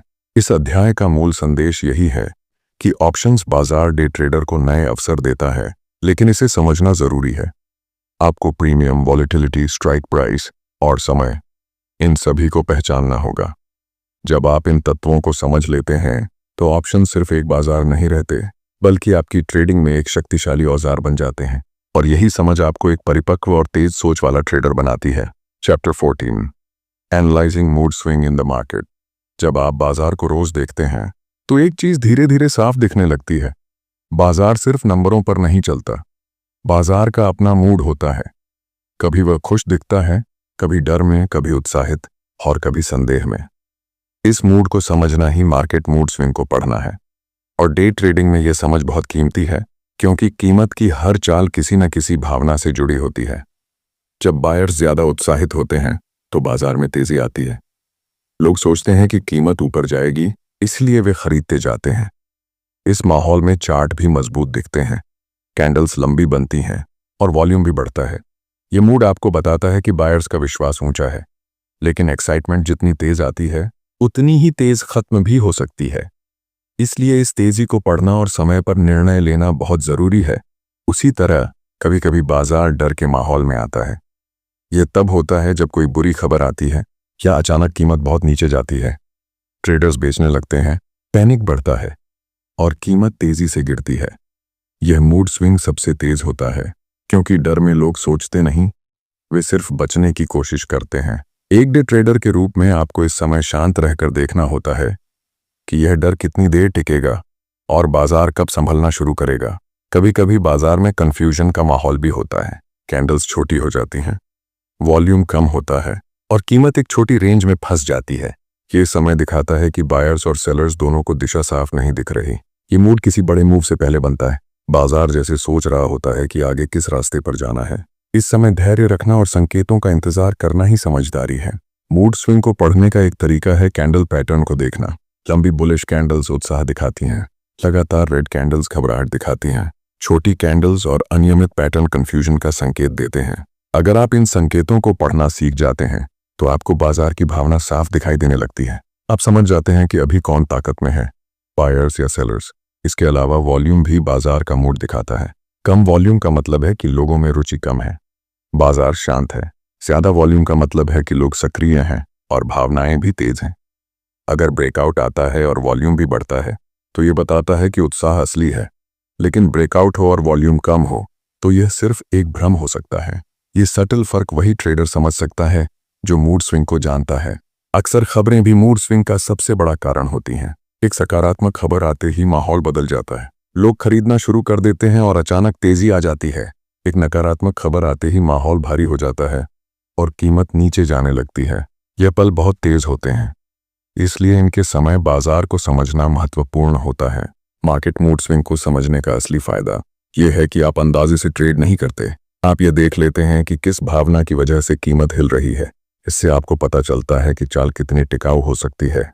क्या यह चाल डर की वजह से है या लालच की वजह से, या सिर्फ थोड़े समय की कंफ्यूजन है? यह समझ आपके फैसलों को बेहतर बनाती है। इस अध्याय का मूल संदेश यही है कि बाजार सिर्फ आंकड़ों का खेल नहीं है, यह भावनाओं का खेल भी है। जब आप इन भावनाओं को पढ़ना सीख जाते हैं, उत्साह, डर, संदेह, संतुलन, तो आप बाजार को सिर्फ देखते नहीं बल्कि महसूस भी करने लगते हैं। यही महसूस करना एक डे ट्रेडर को बेहतर, जागरूक और मजबूत बनाता है। मार्केट मूड स्विंग को समझना आपके ट्रेडिंग सफर में एक बहुत बड़ा कदम है। Chapter 15, options trading strategies. जब आप ऑप्शंस ट्रेडिंग को गहराई से समझते हैं तो आपको एहसास होता है कि यह सिर्फ बाय और सेल का खेल नहीं है। यहाँ कई तरह की रणनीतियां होती हैं जो अलग अलग बाजार हालात में काम आती हैं। इन रणनीतियों का उद्देश्य दो चीजें हैं: जोखिम को नियंत्रण में रखना और मौके का सही लाभ उठाना। ऑप्शंस की खासियत यह है कि आप छोटी चाल से भी बड़ा फायदा ले सकते हैं, लेकिन इसके लिए आपको सही स्ट्रैटेजी पता होना चाहिए। सबसे सरल स्ट्रैटेजी है कॉल ऑप्शन खरीदना। जब आपको लगता है कि कीमत ऊपर जाएगी तो आप कॉल लेते हैं। यह एक सीधी सोच है। अगर बाजार सही दिशा में गया तो आपका प्रीमियम बढ़ेगा, अगर गलत दिशा में गया तो नुकसान सिर्फ प्रीमियम तक सीमित रहेगा। ये स्ट्रैटेजी खासकर तब काम आती है जब बाजार में तेजी का माहौल हो और मोमेंटम साफ दिख रहा हो। दूसरी स्ट्रैटेजी है पुट ऑप्शन खरीदना। यह तब उपयोग की जाती है जब आपको लगता है कि कीमत नीचे आएगी। पुट आपको गिरावट से भी मुनाफा कमाने का मौका देती है। कई डे ट्रेडर इसे तब इस्तेमाल करते हैं जब बाजार डर में हो या खबरें नकारात्मक हों। ये स्ट्रैटेजी आपको गिरते हुए बाजार में भी सुरक्षित रखती है, क्योंकि नुकसान सीमित रहता है। एक और लोकप्रिय स्ट्रैटेजी है ऑप्शन सेलिंग। यहाँ आप प्रीमियम कमाने की कोशिश करते हैं। जब आपको लगता है कि कीमत ज्यादा नहीं हिलेगी तो आप कॉल या पुट बेच सकते हैं। समय बीतने के साथ प्रीमियम कम होता जाता है और वह आपका लाभ बनता है। लेकिन इस स्ट्रैटेजी में जोखिम ज्यादा होता है, इसलिए इसे वही लोग उपयोग करते हैं जो बाजार की चाल को बहुत ध्यान से पढ़ सकते हैं और तेज एग्जिट ले सकते हैं। ऑप्शंस में एक महत्वपूर्ण रणनीति है स्ट्रैडल। इसमें आप एक ही स्ट्राइक प्राइस का कॉल और पुट दोनों खरीदते हैं। ये स्ट्रेटजी तब उपयोग की जाती है जब आपको लगता है कि बाजार तेज मूव करेगा लेकिन दिशा नहीं पता। अगर कीमत तेजी से ऊपर गई या फिर तेजी से नीचे आई तो एक ऑप्शन बड़ा लाभ देगा। यह तब उपयोगी होती है जब कोई बड़ी खबर आने वाली हो और बाजार में उतार चढ़ाव की संभावना अधिक हो। इसी तरह स्ट्रैंगल स्ट्रेटजी भी होती है। इसमें आप थोड़े अलग स्ट्राइक प्राइस पर कॉल और पुट दोनों खरीदते हैं। यह स्ट्रैडल जैसा ही है लेकिन प्रीमियम थोड़ा कम पड़ता है। यह स्ट्रेटजी तब काम आती है जब बाजार बहुत चंचल हो और किसी भी दिशा में बड़ा मूव आने की संभावना हो। ऑप्शंस ट्रेडिंग में एक सुरक्षित और संतुलित स्ट्रैटेजी है स्प्रेड्स। स्प्रेड्स में आप एक ऑप्शन खरीदते हैं और दूसरा ऑप्शन बेचते हैं। इससे आपका जोखिम कम हो जाता है। जैसे बुल कॉल स्प्रेड तब उपयोग होता है जब आपको लगता है कि कीमत धीरे धीरे ऊपर जाएगी। आप एक कॉल खरीदते हैं और उसके ऊपर वाले स्ट्राइक पर एक कॉल बेच देते हैं। इससे प्रीमियम कम लगता है और नुकसान भी सीमित हो जाता है। इसी तरह बेयर पुट स्प्रेड तब काम आता है जब आपको लगता है कि कीमत नीचे जाएगी। एक और स्ट्रैटेजी होती है आयरन कॉन्डोर। यह शांत बाजार के लिए है। इसमें आप 2 कॉल्स और 2 पुट्स का संयोजन बनाते हैं। इस स्ट्रैटेजी का उद्देश्य यह होता है कि कीमत एक निश्चित दायरे में रहे। अगर बाजार बहुत नहीं हिलता तो यह स्ट्रैटेजी स्टेडी इनकम देती है। हालांकि यह उन्नत स्तर की स्ट्रैटेजी है लेकिन डे ट्रेडर इसे बड़े मूव से बचने के लिए उपयोग करते हैं। ऑप्शन स्ट्रैटेजीज का असली लाभ तभी मिलता है जब आप बाजार का मूड और वॉलेटिलिटी समझते हैं। अगर बाजार शांत है तो सेलिंग स्ट्रैटेजीज काम आती हैं। अगर बाजार तेज है तो बाइंग स्ट्रैटेजीज सही होती हैं और अगर दिशा साफ नहीं है तो स्ट्रैडल और स्ट्रैंगल जैसे तरीके मददगार होते हैं। हर स्ट्रैटेजी का अपना समय और अपना उद्देश्य होता है। इस अध्याय का सार यही है कि ऑप्शन सिर्फ ट्रेड नहीं है। ऑप्शंस एक सोच है, एक रणनीति है।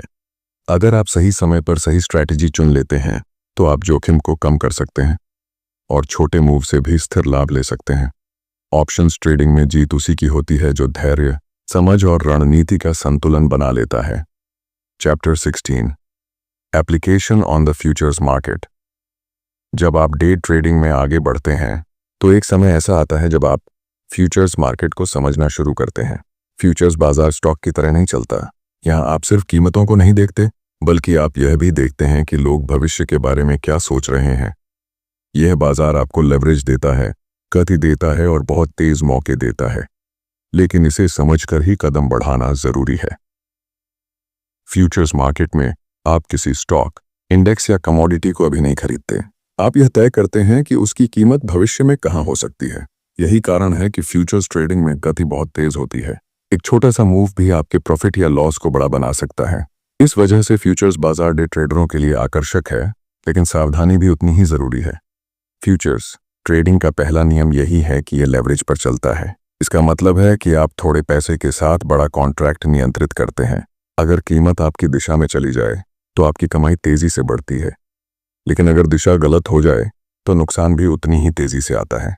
इसलिए फ्यूचर्स में रिस्क मैनेजमेंट सबसे महत्वपूर्ण हिस्सा बन जाता है। फ्यूचर्स मार्केट में वॉल्यूम्स बहुत ज्यादा होते हैं, इसलिए यहाँ लिक्विडिटी भी मजबूत होती है। इसका फायदा यह है कि आप जल्दी एंट्री ले सकते हैं और जल्दी एग्जिट कर सकते हैं। डे ट्रेडर इसी तेजी पर भरोसा करते हैं। जब मोमेंटम आता है तो फ्यूचर्स कॉन्ट्रैक्ट बहुत तेजी से चलता है और एक छोटा सा मूव भी आपके लिए बड़ा अवसर बन सकता है। फ्यूचर्स ट्रेडिंग का एक बड़ा फायदा यह है कि आप बाजार के दोनों दिशाओं में काम कर सकते हैं। अगर आपको लगता है कि कीमत ऊपर जाएगी, आप लॉन्ग जाते हैं। अगर लगता है कि नीचे जाएगी, आप शॉर्ट कर सकते हैं। शॉर्ट करने की सुविधा ही फ्यूचर्स को शक्तिशाली बनाती है। गिरते बाजार में भी आप कमाई कर सकते हैं। ये फ्लेक्सिबिलिटी डे ट्रेडिंग में बहुत मूल्यवान है। फ्यूचर्स कॉन्ट्रैक्ट को समझने का एक तरीका है उसके लॉट साइज और टिक साइज को जानना। टिक साइज आपको बताता है कि कीमत की हर छोटी चाल का क्या मूल्य है। अगर टिक वैल्यू बड़ी है तो कीमत का एक छोटा सा कदम भी आपके P&L में बड़ा असर डालता है। डे ट्रेडर हमेशा हाई टिक वैल्यू वाले कॉन्ट्रैक्ट्स में एक्स्ट्रा ध्यान रखते हैं क्योंकि वहां जोखिम भी ज्यादा होता है और मौका भी बड़ा। फ्यूचर्स मार्केट में इंडिकेटर्स भी अच्छी तरह काम करते हैं, जैसे moving averages, support resistance, breakout patterns और वॉल्यूम एनालिसिस। क्योंकि फ्यूचर्स कॉन्ट्रैक्ट बहुत लिक्विडिटी रखते हैं, इसलिए इनके सिग्नल्स काफी साफ दिखाई देते हैं। जब आप फ्यूचर्स चार्ट देखते हैं तो आपको प्राइस एक्शन बहुत स्पष्ट दिखता है। ये क्लैरिटी डे ट्रेडर के लिए बड़ी ताकत है। रिस्क को संभालना फ्यूचर्स में सबसे कठिन और सबसे महत्वपूर्ण काम है। यहाँ स्टॉप लॉस सिर्फ एक विकल्प नहीं बल्कि अनिवार्य है। बिना स्टॉप लॉस के फ्यूचर्स में ट्रेड करना मतलब खुद को खतरे में डालना है, क्योंकि लेवरेज आपका फायदा बढ़ाता है लेकिन आपकी गलती भी उतनी ही बढ़ा देता है। आप जितनी जल्दी हानि को रोकना सीखते हैं उतनी जल्दी फ्यूचर्स मार्केट आपके लिए सुरक्षित बनता है। फ्यूचर्स मार्केट का एक और फायदा है, यह खबरों पर बहुत संवेदनशील होता है। जब कोई बड़ा अनाउंसमेंट आता है तो फ्यूचर्स सबसे पहले प्रतिक्रिया देता है। इसीलिए न्यूज़ ट्रेडिंग करने वाले डे ट्रेडर फ्यूचर्स को पसंद करते हैं, क्योंकि यहाँ आपको प्राइस रिएक्शन तुरंत दिखता है। इस तेजी को पकड़ना चुनौती भरा है, लेकिन सही समय पर लिया गया ट्रेड बड़ा लाभ भी दे सकता है। इस अध्याय की असली सीख यही है कि फ्यूचर्स मार्केट डे ट्रेडर के लिए एक शक्तिशाली औजार है, लेकिन इसे समझकर इस्तेमाल करना ही बुद्धिमानी है। आपको लेवरेज, मोमेंटम, वॉलेटिलिटी और रिस्क, इन 4 चीज़ों पर पूरा ध्यान रखना होता है। फ्यूचर्स ट्रेडिंग आपको बड़ी चालें पकड़ने का मौका देती है, लेकिन ये उसी व्यक्ति को फायदा देती है जिसके पास अनुशासन, धैर्य और साफ सोच हो। जब आप फ्यूचर्स मार्केट की गति को समझ लेते हैं तो आप महसूस करते हैं कि यह बाजार सिर्फ ट्रेड करने के लिए नहीं बल्कि सीखने के लिए भी बहुत गहरा है। और यही समझ धीरे धीरे आपको एक तेज, जागरूक और मजबूत डे ट्रेडर बनाती है। Chapter 17, which market to trade and with which broker. जब कोई व्यक्ति डे ट्रेडिंग शुरू करने के बारे में सोचता है तो उसका पहला बड़ा सवाल यही होता है कि ट्रेड किस बाजार में किया जाए, क्योंकि हर बाजार का अपना स्वभाव होता है। कुछ बाजार बहुत तेज चलते हैं, कुछ शांत रहते हैं, कुछ में मौके ज्यादा होते हैं और कुछ में जोखिम ज्यादा होता है। सही बाजार चुनना आपके पूरे ट्रेडिंग सफर की दिशा तय करता है। सबसे पहले बात करें स्टॉक मार्केट की। यह बाजार नए ट्रेडरों के लिए आसान होता है, क्योंकि यहाँ कीमतें साफ दिखाई देती हैं और कंपनियों की जानकारी भी आसानी से मिल जाती है। अगर आप शुरुआत कर रहे हैं और धीरे धीरे सीखना चाहते हैं तो स्टॉक मार्केट एक अच्छा विकल्प है। इसमें लिक्विडिटी भी ठीक रहती है और लार्ज कैप स्टॉक्स में प्राइस एक्शन साफ नजर आता है। यह बाजार उन लोगों के लिए है जो बहुत ज्यादा उतार चढ़ाव नहीं चाहते, लेकिन रोज छोटे छोटे मौके पकड़ना चाहते हैं। दूसरा बाजार है फ्यूचर्स मार्केट। यहाँ गति तेज होती है, वॉलेटिलिटी ज्यादा होती है और लेवरेज बड़ा होता है। यह बाजार उन ट्रेडरों के लिए ठीक है जो पहले से थोड़ा अनुभव रखते हैं और प्राइस मूवमेंट को तेजी से पढ़ सकते हैं। फ्यूचर्स में आप दोनों दिशाओं में काम कर सकते हैं, ऊपर और नीचे, लेकिन जोखिम यहाँ भी उतना ही बड़ा होता है। अगर आप डिसिप्लिन्ड हैं और स्टॉप लॉस का इस्तेमाल करते हैं तो यह बाजार आपको बड़े मौके दे सकता है। तीसरा महत्वपूर्ण बाजार है ऑप्शंस मार्केट। ऑप्शंस आपको छोटे कैपिटल के साथ ट्रेड करने का मौका देते हैं। अगर आप कम पैसे से भी बाजार की चाल पकड़ना चाहते हैं तो यह बाजार उपयोगी है। ऑप्शंस में प्रीमियम तेजी से बदलता है, इसलिए तेज फैसला लेना जरूरी होता है। यह बाजार उन लोगों के लिए अच्छा है जो दिशाओं के साथ साथ समय और वॉलेटिलिटी को भी समझना चाहते हैं। लेकिन यह भी सच है कि ऑप्शंस सीखने में समय लगता है, इसलिए शुरुआत में थोड़ा अभ्यास जरूरी है। कई लोग फॉरेक्स मार्केट में भी ट्रेड करते हैं। यह दुनिया का सबसे बड़ा बाजार है, लेकिन इसकी चाल बहुत अनियमित हो सकती है। इसमें 24 घंटे ट्रेडिंग होती है, इसलिए हर समय कोई ना कोई मूव होता रहता है। लेकिन फॉरेक्स में ग्लोबल फैक्टर्स बहुत असर डालते हैं, इसीलिए नए लोगों के लिए इसे समझना थोड़ा चुनौतीपूर्ण हो सकता है।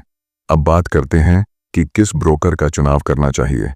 एक अच्छा ब्रोकर वह होता है जो आपको तेज एग्जीक्यूशन, साफ चार्टिंग टूल्स और कम चार्जेस दे सके। डे ट्रेडिंग में हर सेकंड की कीमत होती है। अगर ब्रोकर धीमा है या उसके चार्जेस ज्यादा हैं तो वह आपकी कमाई को कम कर सकता है। आपको हमेशा ऐसे ब्रोकर का चुनाव करना चाहिए जो स्टेबल हो और जिसकी प्लेटफॉर्म स्पीड अच्छी हो। ब्रोकर चुनते समय एक और चीज देखनी होती है, कस्टमर सपोर्ट, क्योंकि कभी कभी प्लेटफॉर्म में समस्या आ सकती है या कोई ऑर्डर फंस सकता है। अगर सपोर्ट अच्छी है तो आप तुरंत मदद पा सकते हैं। ये छोटी बात लगती है, लेकिन डे ट्रेडिंग में इसका महत्व बहुत बड़ा है। ब्रोकर के चार्जेस यानी ब्रोकरेज भी महत्वपूर्ण है। डे ट्रेडिंग में आप कई छोटे छोटे ट्रेड्स लेते हैं। अगर हर ट्रेड पर चार्ज ज्यादा है तो आपकी कुल कमाई पर असर पड़ेगा। इसलिए लो कॉस्ट ब्रोकर नए ट्रेडरों के लिए अच्छे होते हैं, लेकिन सिर्फ कम चार्जेस देखकर ब्रोकर नहीं चुनना चाहिए। प्लेटफॉर्म का स्थिर होना, टूल्स की गुणवत्ता और सुरक्षा, ये सब चीजें भी उतनी ही जरूरी हैं। एक बात हमेशा याद रखनी चाहिए, बाजार वही चुनें जिसे आप समझते हैं, ब्रोकर वही चुनें जिस पर आप भरोसा कर सकें। अगर आप तेजी वाला बाजार चाहते हैं तो फ्यूचर्स अच्छा है। अगर आप छोटे कैपिटल से काम करना चाहते हैं तो ऑप्शन सही हैं। अगर आप शांत और सीधा ट्रेडिंग चाहते हैं तो स्टॉक्स बेहतर हैं। कोई भी बाजार अच्छा या बुरा नहीं होता, बस हर बाजार की अपनी पहचान होती है। इस अध्याय की सबसे महत्वपूर्ण बात यही है कि जब आपकी ट्रेडिंग सेटअप सही होगा, आपका बाजार सही होगा, आपका ब्रोकर सही होगा, तभी आप ट्रेडिंग को एक पेशे की तरह ले पाएंगे। सही चुनाव आपके कॉन्फिडेंस को बढ़ाता है और आपका कॉन्फिडेंस आपको बेहतर निर्णय लेने की ताकत देता है। Chapter 18 application on the stocks market. जब कोई व्यक्ति डे ट्रेडिंग के बारे में सोचता है तो सबसे पहले उसके मन में स्टॉक मार्केट का नाम आता है। स्टॉक मार्केट वह जगह है जहां कंपनियों के शेयर खरीदे और बेचे जाते हैं, और डे ट्रेडिंग में यह बाजार शुरू करने के लिए सबसे आसान और सबसे समझदार जगह माना जाता है, क्योंकि यहाँ प्राइस एक्शन साफ दिखता है, ट्रेडिंग सीधी होती है और छोटे छोटे मूव भी हर दिन दिखाई देते हैं। स्टॉक मार्केट को समझने का पहला कदम यह है कि आप जानें कि स्टॉक कैसे व्यवहार करते हैं। हर स्टॉक की अपनी गति होती है। कुछ स्टॉक्स बहुत तेज चलते हैं, कुछ शांत रहते हैं। कुछ स्टॉक्स में रोज वॉल्यूम बहुत आता है और कुछ स्टॉक्स में बिल्कुल नहीं आता। डे ट्रेडर हमेशा उन स्टॉक्स को चुनते हैं जिनमें वॉल्यूम ज्यादा हो, क्योंकि ज्यादा वॉल्यूम आपको आसान एंट्री और एग्जिट देता है। भीड़ वाले स्टॉक्स में ट्रेड लेना आसान होता है क्योंकि वहां बायर और सेलर दोनों मौजूद रहते हैं। स्टॉक मार्केट में प्राइस एक्शन बहुत महत्वपूर्ण है। जब आप चार्ट खोलते हैं तो आपको दिखता है कि कीमत कहाँ रुकी, कहाँ बढ़ी, कहाँ पलटी। यही संकेत आपको बताते हैं कि बायर्स की ताकत कहाँ है और सेलर्स की ताकत कहाँ है। सपोर्ट और रेजिस्टेंस स्टॉक्स में बहुत साफ दिखाई देते हैं। ये क्लैरिटी डे ट्रेडर के लिए सबसे बड़ी सुविधा है। स्टॉक्स में एक खास बात यह है कि ज्यादातर प्राइस मूवमेंट खबरों से आता है। अगर किसी कंपनी की अर्निंग्स अच्छी आती हैं तो स्टॉक ऊपर जाता है। अगर कंपनी को किसी समस्या का सामना करना पड़ रहा है तो स्टॉक नीचे आने लगता है। इसलिए डे ट्रेडर हर सुबह खबरों को देखता है। कौन सी कंपनी चर्चा में है, किस कंपनी का आज बड़ा इवेंट है। ये सब चीजें दिन के ट्रेड को प्रभावित करती हैं। एक और महत्वपूर्ण बात है ट्रेंड। स्टॉक्स में ट्रेंड काफी स्थिर होता है। अगर दिन भर बायर्स एक्टिव हैं तो स्टॉक धीरे धीरे ऊपर जाता है। अगर सेलर्स हावी होते हैं तो स्टॉक नीचे आता है। डे ट्रेडर अक्सर ट्रेंड फॉलोइंग रणनीति का उपयोग करता है, क्योंकि ट्रेंड के साथ ट्रेड करना आसान होता है, जोखिम कम होता है और एग्जिट भी साफ मिलता है। स्टॉक मार्केट में इंडिकेटर्स भी अच्छी तरह काम करते हैं, जैसे moving averages, volume analysis, RSI, momentum. ये सब संकेत आपको यह समझने में मदद करते हैं कि अभी ताकत किस दिशा में है। अगर मूविंग एवरेज के ऊपर प्राइस लगातार चल रहा है तो यह एक मजबूत संकेत होता है कि बायर्स सक्रिय हैं। अगर प्राइस मूविंग एवरेज के नीचे है तो सेलर्स हावी हैं। यह सरल विश्लेषण ट्रेडरों को सही टाइमिंग देता है। स्टॉक्स में ब्रेकआउट ट्रेडिंग भी बहुत लोकप्रिय है। जब कोई स्टॉक रेजिस्टेंस तोड़ता है तो उसके अंदर तेज वॉल्यूम आता है और कीमत तेजी से ऊपर जाती है। इसी तरह सपोर्ट टूटने पर कीमत तेजी से नीचे गिरती है। यह आंदोलन डे ट्रेडर के लिए बड़ा मौका होता है, क्योंकि ब्रेकआउट साफ और तेज होते हैं। रिस्क मैनेजमेंट स्टॉक मार्केट में भी उतना ही जरूरी है जितना फ्यूचर्स या ऑप्शंस में। आपको स्टॉप लॉस लगाना ही चाहिए, क्योंकि किसी भी स्टॉक में अचानक उल्टा मूव आ सकता है। खासकर न्यूज बेस्ड स्टॉक्स में वॉलेटिलिटी ज्यादा होती है। स्टॉप लॉस आपकी पूंजी को सुरक्षित रखता है और आपको गलत ट्रेड से जल्दी बाहर निकलने में मदद करता है। स्टॉक मार्केट का एक बड़ा फायदा यह है कि इसमें हर स्तर का ट्रेडर काम कर सकता है। अगर आप बिगिनर हैं तो आप बड़े और स्थिर स्टॉक्स से शुरुआत कर सकते हैं। अगर आप थोड़ा अनुभव हासिल कर लेते हैं तो आप मिड कैप स्टॉक्स में ट्रेड करना शुरू कर सकते हैं। और अगर आप तेज चाल पसंद करते हैं तो मोमेंटम स्टॉक्स आपके लिए सही होते हैं। हर तरह के ट्रेडर के लिए एक जगह है। इस अध्याय का सार यही है कि स्टॉक मार्केट डे ट्रेडरों के लिए सबसे साफ और सबसे सुरक्षित जगह है। यहाँ प्राइस एक्शन स्पष्ट होता है, वॉल्यूम अच्छा होता है और व्यवहार समझना आसान होता है। अगर आप धैर्य के साथ सीखते हैं चार्ट पढ़ना, ट्रेंड पहचानना, ब्रेकआउट समझना, रिस्क कंट्रोल करना, तो स्टॉक मार्केट आपको हर दिन अवसर देता है। जब आप स्टॉक्स को महसूस करना सीख जाते हैं तो समझ आते हैं कि यह बाजार सिर्फ चाल नहीं दिखाता, बल्कि डिसिप्लिन और क्लैरिटी भी सिखाता है। और यही क्लैरिटी आपको आगे एक मजबूत और जागरूक डे ट्रेडर बनाती है। Chapter 19, how does the stock market work. जब आप स्टॉक मार्केट को देखते हैं तो आपको स्क्रीन पर सिर्फ नंबर, लाइनें और लाल हरी कैंडल्स दिखाई देती हैं, लेकिन असल में स्टॉक मार्केट एक ऐसी जगह है जहां हजारों लोग एक ही समय में खरीदते और बेचते हैं। यह जगह सिर्फ एक बाजार नहीं बल्कि पूरी अर्थव्यवस्था की धड़कन है। इसे समझना डे ट्रेडर के लिए बहुत जरूरी है, क्योंकि जब आप जानते हैं कि बाजार कैसे चलता है तभी आप सही समय पर सही कदम उठा पाएंगे। स्टॉक मार्केट की शुरुआत कंपनियों से होती है। जब कोई कंपनी अपने व्यवसाय को बढ़ाना चाहती है तो उसे पैसे की जरूरत पड़ती है। यह पैसा जुटाने के लिए वह अपने छोटे छोटे हिस्से बेचती है, जिन्हें हम शेयर कहते हैं। जो लोग इन हिस्सों को खरीदते हैं वे कंपनी के पार्ट ओनर बन जाते हैं। कंपनी शेयर बेचकर पैसा जुटाती है और लोग शेयर खरीदकर उम्मीद करते हैं कि कंपनी आगे बढ़ेगी और उनका निवेश बढ़ेगा।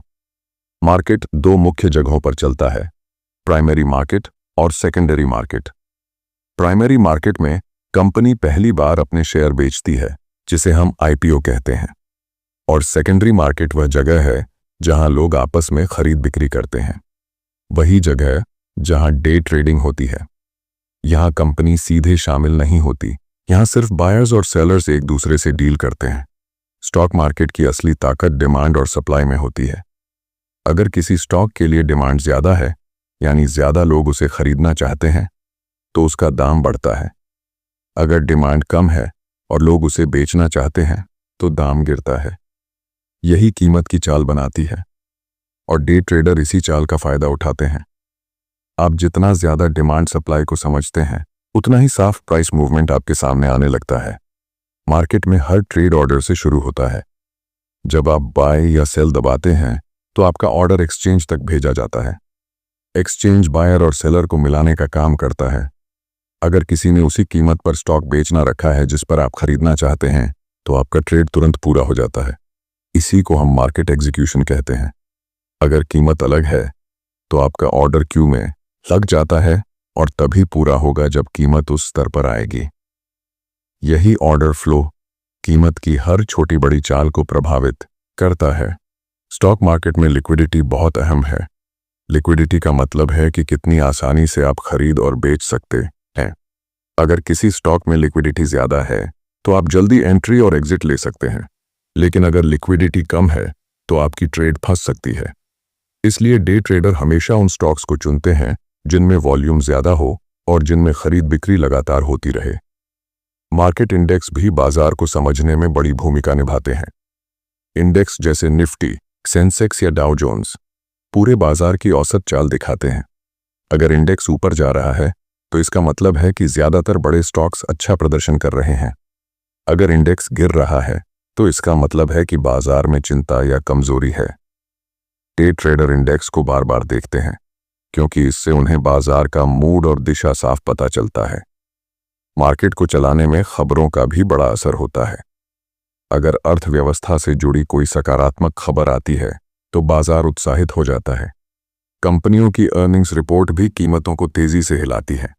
सरकार की नीतियां, ब्याज दरें और ग्लोबल घटनाएं सब कुछ स्टॉक मार्केट को प्रभावित करती हैं। इसलिए डे ट्रेडर को हर सुबह अपडेट रहना पड़ता है। स्टॉक मार्केट एक ऐसा सिस्टम है जो भावनाओं से भी चलता है। डर और लालच इसकी सबसे बड़ी ताकतें हैं। जब लोग डरते हैं वे बेचते हैं, जब लोग लालच में होते हैं वे खरीदते हैं, और इसी से तेज मूव बनते हैं। डे ट्रेडर का काम है इन भावनाओं को चार्ट पर पहचानना और समझना कि अभी बाजार किस मानसिक अवस्था में है। इस अध्याय का सार यही है कि स्टॉक मार्केट सिर्फ खरीद बिक्री नहीं है। यह एक ऐसी जगह है जहां information, emotions, orders, demand, supply और ग्लोबल माहौल सभी मिलकर कीमतें बनाते हैं। जब आप इस पूरी प्रक्रिया को समझ लेते हैं तो आप सिर्फ स्टॉक नहीं देखते बल्कि पूरे बाजार की सोच को पढ़ने लगते हैं। यही समझ आपको एक मजबूत और जागरूक डे ट्रेडर बनाती है। Chapter 20, application on the forex market. जब आप डे ट्रेडिंग की दुनिया में गहराई तक जाते हैं तो एक ऐसा बाजार सामने आता है जो सबसे बड़ा है, फॉरेक्स मार्केट। यह दुनिया का सबसे तेज, सबसे सक्रिय और सबसे बड़ा ट्रेडिंग बाजार है। यहाँ देश देश की मुद्राएं यानी करेंसीज खरीदी और बेची जाती हैं। फॉरेक्स मार्केट आपको 24 घंटे 5 दिन मौके देता है और इस बाजार की गति इतनी तेज होती है कि डे ट्रेडरों को लगातार सतर्क रहना पड़ता है।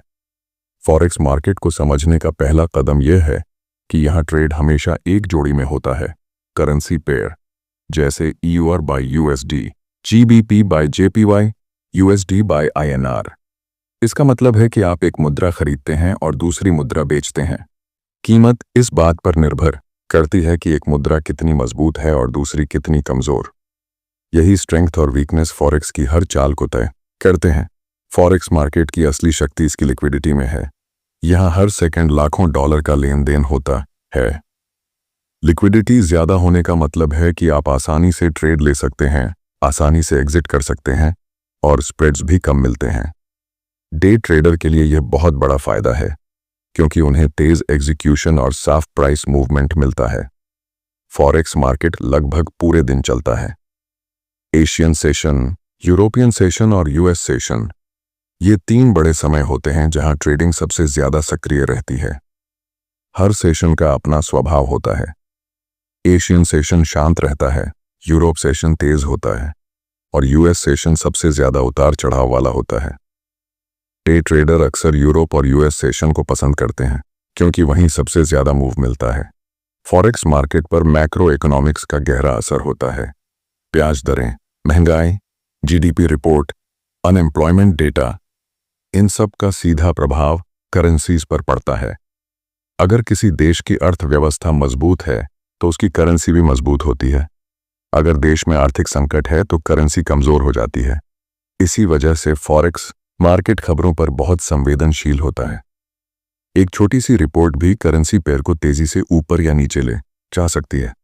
फॉरेक्स में प्राइस एक्शन भी बहुत साफ दिखाई देता है। Support, resistance level, trend line, breakout और पुल बैक, ये सभी पैटर्न्स फॉरेक्स चार्ट में अच्छी तरह काम करते हैं क्योंकि वॉल्यूम भले ही दिखाई ना दे, लेकिन लिक्विडिटी इतनी ज्यादा है कि प्राइस मूव बहुत साफ और प्राकृतिक बन जाता है। डे ट्रेडर इसी क्लैरिटी का फायदा उठाते हैं। फॉरेक्स में लेवरेज भी बड़ा होता है। कई देशों में ट्रेडर्स को हाई लेवरेज मिलता है, जिसका मतलब है कि आप कम पूंजी से बड़ी पोजीशन ले सकते हैं। लेवरेज अगर सही दिशा में जाए तो लाभ तेजी से होता है, लेकिन गलत दिशा में जाए तो नुकसान भी उतना ही तेज हो सकता है। इसलिए फॉरेक्स ट्रेडिंग में रिस्क मैनेजमेंट अनिवार्य है। स्टॉप लॉस यहां सिर्फ एक विकल्प नहीं, एक सुरक्षा कवच है। फॉरेक्स में इंडिकेटर्स भी खूब उपयोग किए जाते हैं। Moving averages, RSI, MACD, stochastic, ये सब फॉरेक्स में बहुत अच्छी तरह काम करते हैं क्योंकि बाजार की चाल चिकनी और प्रवाही होती है। ट्रेंड फॉलोइंग स्ट्रेटजीज यहाँ बहुत सफल रहती हैं। अगर कोई पेयर अप ट्रेंड में है तो वह लगातार हायर हाइज और हायर लोज बनाएगा। अगर डाउन ट्रेंड में है तो लोअर हाइज और लोअर लोज बनेंगे। यह पैटर्न पढ़ना फॉरेक्स का सबसे सीधा तरीका है। फॉरेक्स मार्केट में स्प्रेड बहुत महत्वपूर्ण है। स्प्रेड वह छोटा सा अंतर होता है बाय और सेल प्राइस के बीच।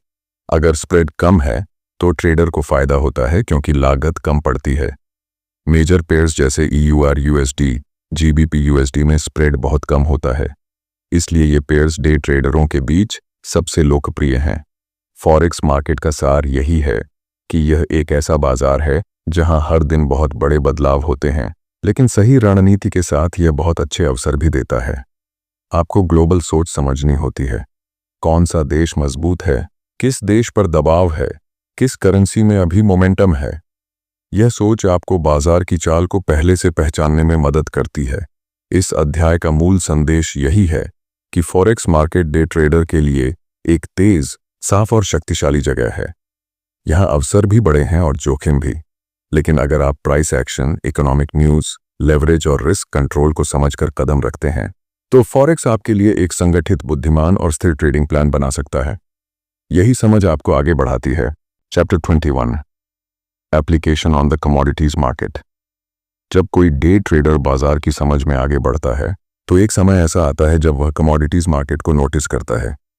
ये बाजार सोना, चांदी, तेल, प्राकृतिक गैस, तांबा, गेहूं, चीनी, ऐसी चीजों पर चलता है जिनकी कीमत दुनिया की ज़रूरतों से तय होती है।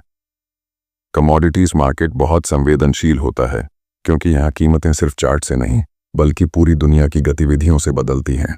इसे समझना डे ट्रेडर के लिए एक अलग और गहरी सीख होती है।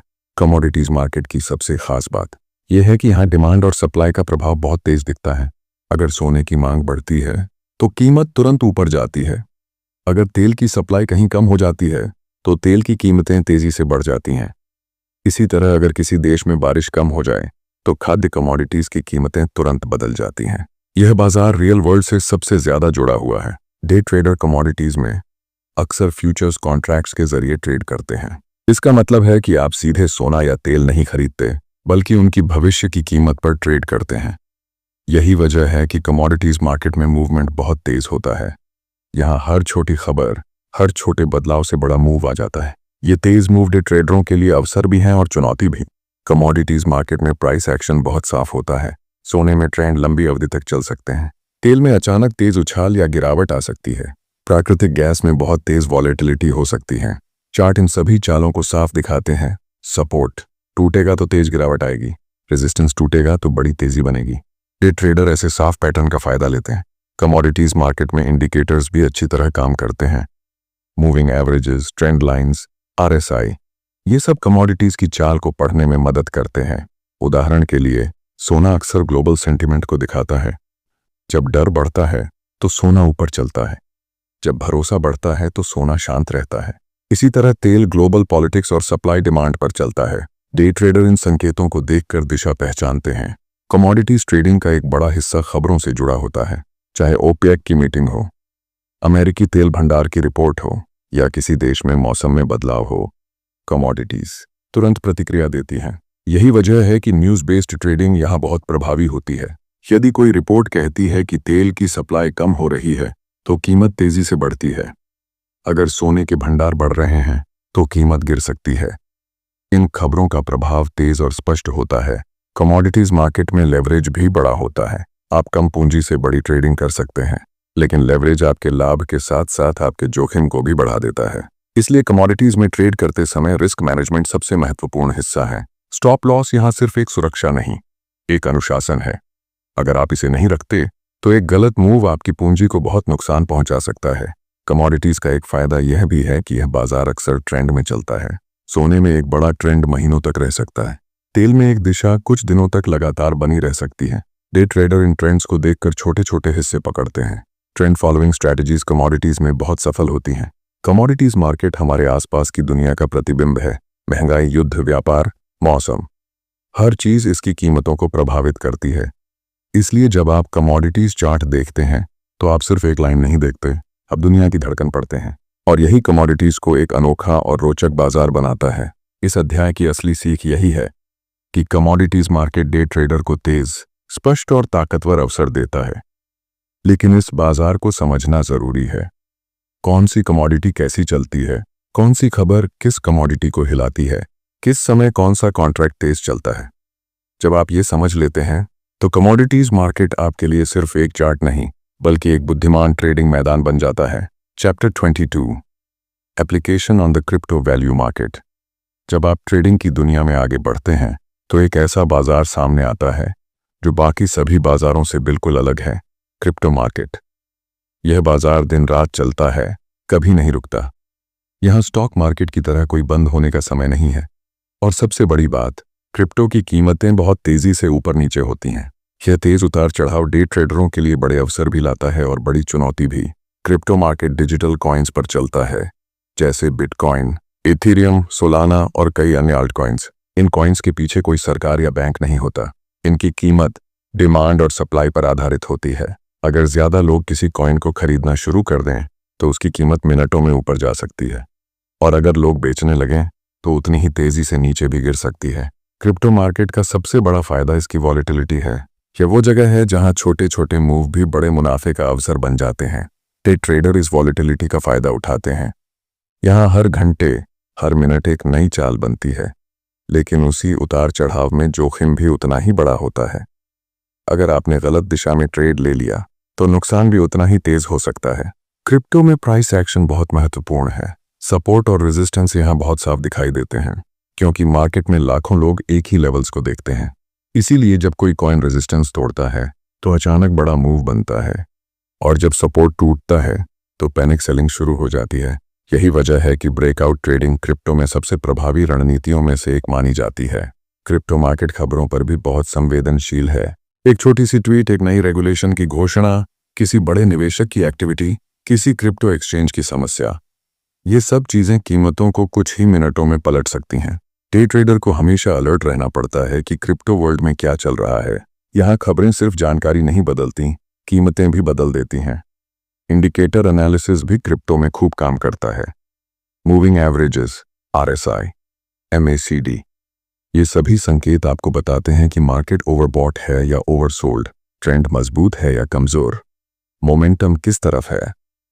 मूविंग एवरेज क्रॉसओवर तो क्रिप्टो ट्रेडरों की सबसे पसंदीदा रणनीतियों में से एक है, क्योंकि इससे दिशा बहुत जल्दी साफ हो जाती है। क्रिप्टो मार्केट की एक खासियत यह है कि यहाँ 24/7 ग्लोबल पार्टिसिपेशन होती है। कोई भी देश, कोई भी टाइम, मार्केट हमेशा खुला मिलता है। इसका मतलब है कि किसी भी समय तेज मूव हो सकता है। डे ट्रेडर अक्सर उन घंटों में ट्रेड करते हैं जब एक्टिविटी सबसे ज्यादा होती है, जैसे US और यूरोप के एक्टिव होने का समय। इस दौरान लिक्विडिटी और वॉलेटिलिटी दोनों सबसे ज्यादा होती हैं। क्रिप्टो में लेवरेज भी मिलता है और कई प्लेटफॉर्म बहुत हाई लेवरेज देते हैं। ये लेवरेज आपके लाभ को कई गुना बढ़ा सकता है, लेकिन गलत ट्रेड आपकी पूरी पूंजी भी खत्म कर सकता है। इसलिए लेवरेज को बहुत सावधानी से इस्तेमाल करना चाहिए। क्रिप्टो में स्टॉप लॉस लगाना सिर्फ एक आदत नहीं, जीवन रक्षक नियम है। यहाँ एक छोटी सी चूक कुछ ही मिनटों में बड़ा नुकसान बना सकती है। क्रिप्टो में रिस्क मैनेजमेंट का सबसे बड़ा नियम यह है कि आप पोजीशन साइज पर नियंत्रण रखें, छोटे छोटे ट्रेड्स करें, क्योंकि मार्केट एनी टाइम पलट सकता है। जितना वॉलेटाइल मार्केट होगा उतना ही जरूरी है कि आप सावधानी रखें और पहले से तय करें कि कितना जोखिम लेना चाहते हैं।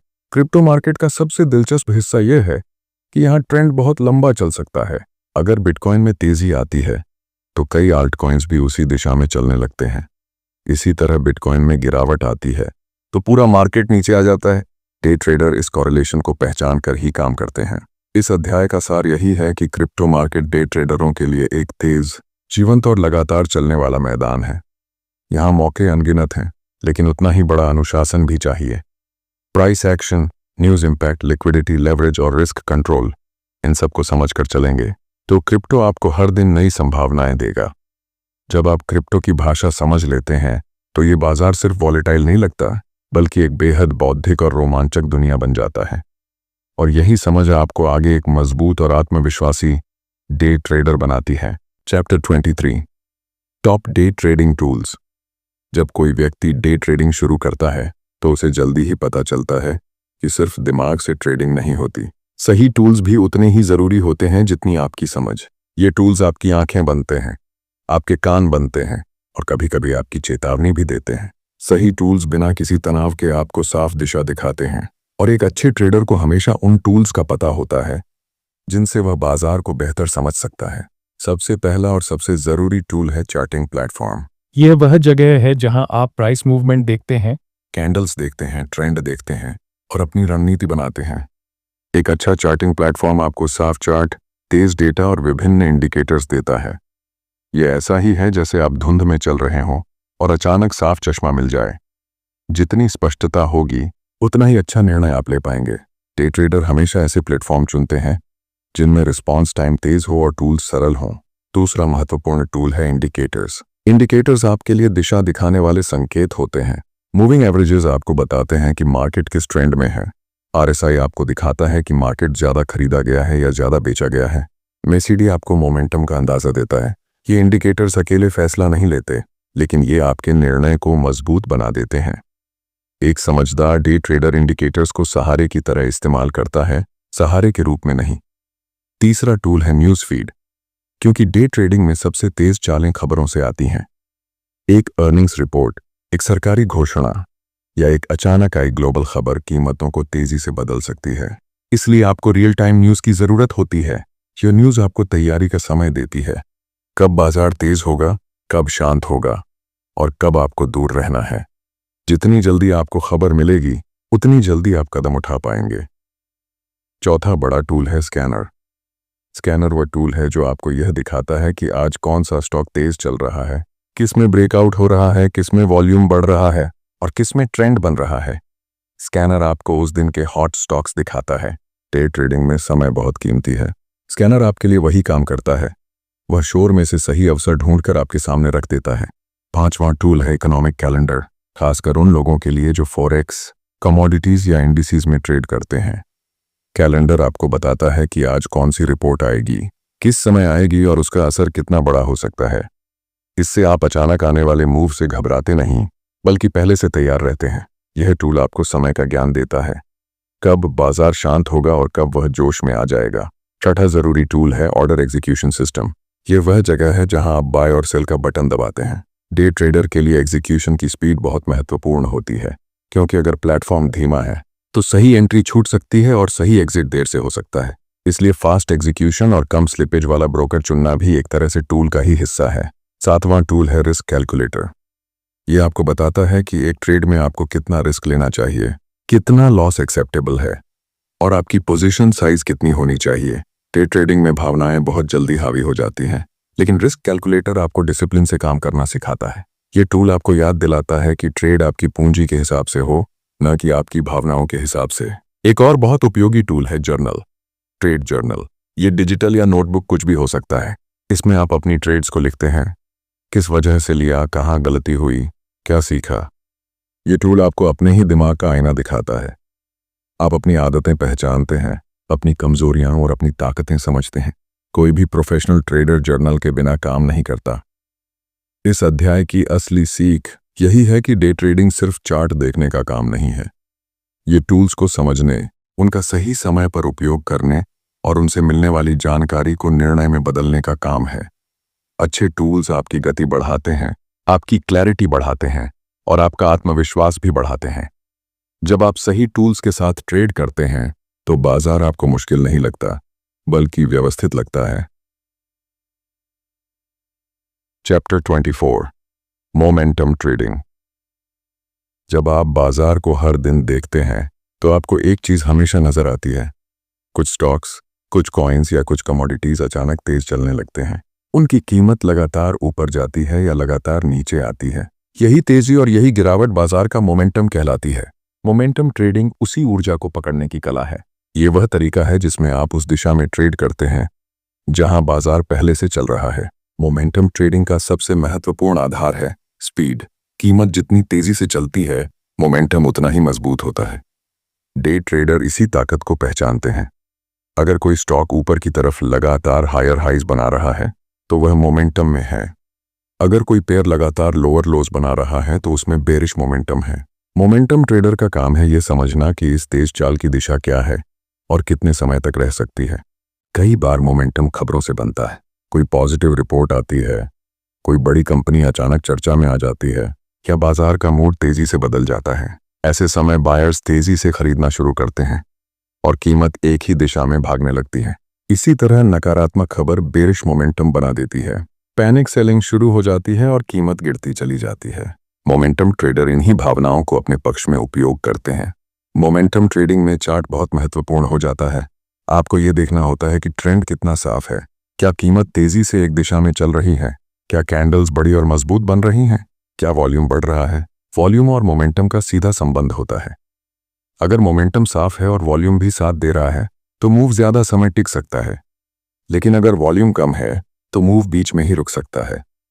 मोमेंटम ट्रेडिंग की एक खास बात यह है कि इसमें रिवर्सल बहुत कम होता है। चल रहा ट्रेंड अक्सर जारी रहता है। इसी को ट्रेंड इज योर फ्रेंड कहा जाता है। मोमेंटम ट्रेडर ट्रेंड के खिलाफ नहीं जाता। अगर बाजार ऊपर जा रहा है तो वह बाय के अवसर ढूंढता है। अगर बाजार नीचे जा रहा है तो सेल के अवसर। मोमेंटम में गलत समय पर लिया गया उल्टा ट्रेड बहुत नुकसान दे सकता है। इस रणनीति में रिस्क मैनेजमेंट भी उतना ही महत्वपूर्ण है, क्योंकि मोमेंटम भले ही तेज चलता हो लेकिन अचानक उल्टा भी हो सकता है। इसलिए हर मोमेंटम ट्रेड में स्टॉप लॉस अनिवार्य है। स्टॉप लॉस आपको उस स्थिति में बचाता है जब बाजार अचानक रुक जाए या उलट जाए। मोमेंटम तेजी का खेल है, लेकिन सुरक्षित और अनुशासित रहना भी उतना ही जरूरी है। मोमेंटम ट्रेडिंग में इंडिकेटर्स भी मदद करते हैं। आरएसआई आपको दिखाता है कि मोमेंटम कितना मजबूत है। मूविंग एवरेजेस आपको बताते हैं कि ट्रेंड अभी एक्टिव है या कमजोर हो रहा है। MACD आपको मोमेंटम के बढ़ने और घटने का संकेत देता है, लेकिन एक समझदार ट्रेडर इंडिकेटर्स को सिर्फ पुष्टि के लिए इस्तेमाल करता है, आधार के रूप में नहीं। मोमेंटम ट्रेडिंग का सबसे बड़ा फायदा यह है कि इसमें क्लैरिटी होती है, दिशा साफ होती है। आपकी नज़रों के सामने एक ट्रेंड चलता है और आपका काम सिर्फ उसी ट्रेंड को पकड़ना होता है। इसमें डिसीजन मेकिंग आसान होता है क्योंकि कंफ्यूजन कम होता है। मार्केट साइडवेज हो तो मोमेंटम कम होगा, लेकिन जब ट्रेंड बनता है तो मौके बड़े और साफ होते हैं। इस रणनीति की सबसे महत्वपूर्ण बात यह है कि आप धैर्य रखें और सिर्फ वही ट्रेड लें जो मोमेंटम में हो। हर मार्केट मूव मोमेंटम नहीं होता। कभी कभी कीमत छोटी रेंज में भी हिलती रहती है, लेकिन वह मोमेंटम नहीं होता। मोमेंटम में एनर्जी होती है, स्पीड होती है और कॉन्फिडेंस होता है। इसे पहचानने के लिए प्रैक्टिस जरूरी है। इस अध्याय का सार यही है कि मोमेंटम ट्रेडिंग बाजार की ताकत को पकड़ने की कला है। आप उस दिशा में चलते हैं जहां बाजार पहले से दौड़ रहा है। आप ट्रेंड का हिस्सा बनते हैं, उसके खिलाफ नहीं। मोमेंटम क्लैरिटी देता है, अवसर देता है और तेजी से परिणाम देता है, लेकिन इसे समझना, पहचानना और सुरक्षित तरीके से उपयोग करना ही असली कुशलता है। जब आप मोमेंटम की भाषा समझ लेते हैं तो बाजार आपको पहले से कहीं ज्यादा स्पष्ट दिखने लगता है, और यही स्पष्टता आपको एक मजबूत, आत्मविश्वासी और तेज सोच वाला डे ट्रेडर बनाती है। Chapter 25 common day trading. जब कोई व्यक्ति डे ट्रेडिंग शुरू करता है तो उसे लगता है कि बस चार्ट देखेंगे, ट्रेंड पकड़ेंगे और हर दिन मुनाफा निकाल लेंगे। लेकिन असल दुनिया अलग है।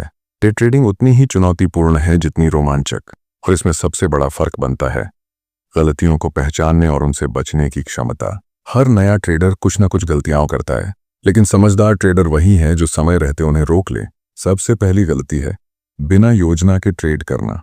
कई लोग सुबह स्क्रीन खोलते ही बाय या सेल कर देते हैं, बिना किसी स्ट्रैटेजी के। ये ऐसा है जैसे आप बिना नक्शे के सफर पर निकल जाएं।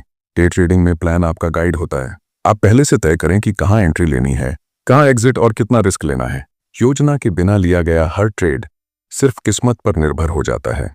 दूसरी बड़ी गलती है ओवर ट्रेडिंग। मार्केट हर मिनट चलता है, लेकिन इसका मतलब यह नहीं कि हर मिनट आपको ट्रेड करना चाहिए। अगर आप दिन भर बाय और सेल करते रहते हैं तो आपका माइंड थक जाता है, निर्णय कमजोर हो जाते हैं और नुकसान बढ़ने लगता है। डे ट्रेडिंग में क्वालिटी ट्रेड्स जीतते हैं, क्वांटिटी नहीं। तीसरी गलती है भावनाओं पर चलना। डर या लालच ट्रेडिंग का सबसे बड़ा दुश्मन है। कई लोग तब खरीदते हैं जब मार्केट ऊपर भाग रहा होता है, सिर्फ इसलिए कि उन्हें नुकसान मिस होने का डर लगता है। और कई लोग तब बेच देते हैं जब मार्केट नीचे गिर रहा होता है, क्योंकि डर हावी हो जाता है। भावनाएं कभी भी सही ट्रेड नहीं कराती। नियम और डिसिप्लिन ही आपका असली सहारा है। चौथी गलती है स्टॉप लॉस न लगाना। डे ट्रेडिंग में ये सबसे खतरनाक आदत है। चाहे मूव कितना भी स्ट्रांग क्यों न लगे, मार्केट अचानक पलट सकता है। अगर आपके पास स्टॉप लॉस नहीं है तो नुकसान तेजी से बढ़ता जाता है। स्टॉप लॉस आपकी पूंजी की सुरक्षा करता है। अनुभवी ट्रेडर कभी भी बिना स्टॉप लॉस के मार्केट में कदम नहीं रखते। पांचवी गलती है लॉस का पीछा करना। कई नए ट्रेडर नुकसान होने के बाद बदला लेने की तरह दोबारा बड़ा ट्रेड ले लेते हैं। उन्हें लगता है कि एक ही ट्रेड में पूरा नुकसान वापस कमा लेंगे, लेकिन ऐसा रेयरली होता है। ये सिर्फ और बड़ा नुकसान लाता है। डे ट्रेडिंग में सबसे जरूरी बात है लॉस स्वीकार करना सीखना। नुकसान कभी भी आपकी पहचान नहीं होता, वह सिर्फ एक सीख होती है। छठी गलती है ट्रेंड के खिलाफ ट्रेड करना। जब मार्केट ऊपर जा रहा हो तो सेल करना, और जब मार्केट नीचे जा रहा हो तो बाय करना। यह बहुत सामान्य गलती है। लोग सोचते हैं कि रिवर्सल बस आने वाला है और वे उल्टी दिशा में कूद जाते हैं, लेकिन ट्रेंड को हल्के में लेना भारी पड़ता है।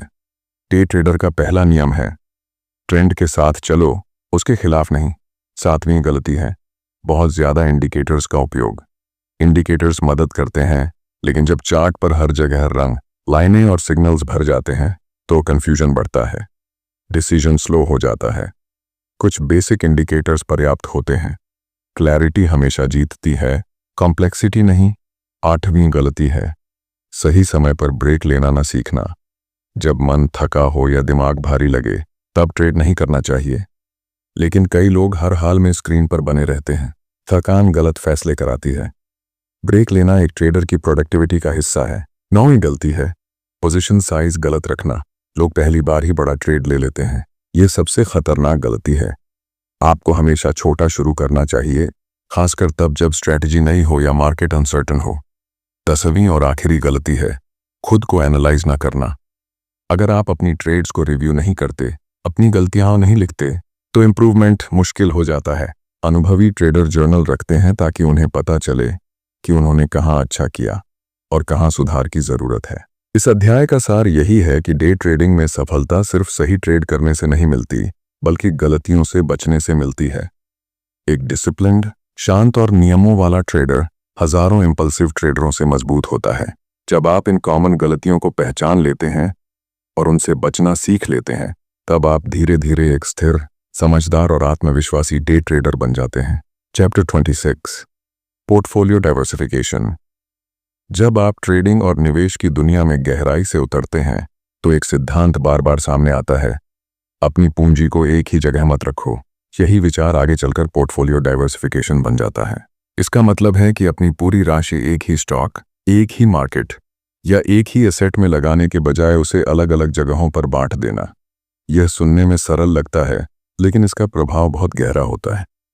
डाइवर्सिफिकेशन आपकी पूंजी की सुरक्षा का आधार बनता है। सबसे पहले यह समझिए कि मार्केट अनिश्चित होता है। कोई भी स्टॉक हमेशा अच्छा नहीं करता, कोई भी सेक्टर हमेशा चमकता नहीं रहता और कोई भी मार्केट हमेशा स्टेबल नहीं होता। अगर आपकी सारी पूंजी एक ही जगह लगी है और अचानक वहां गिरावट आ जाए तो पूरा पोर्टफोलियो डगमगा सकता है। लेकिन अगर आपकी राशि अलग अलग जगहों पर लगी है तो एक जगह का नुकसान दूसरी जगह का लाभ संतुलित कर सकता है। यही डाइवर्सिफिकेशन की सबसे बड़ी ताकत है। डाइवर्सिफिकेशन सिर्फ क्वांटिटी नहीं है, बल्कि क्वालिटी भी है।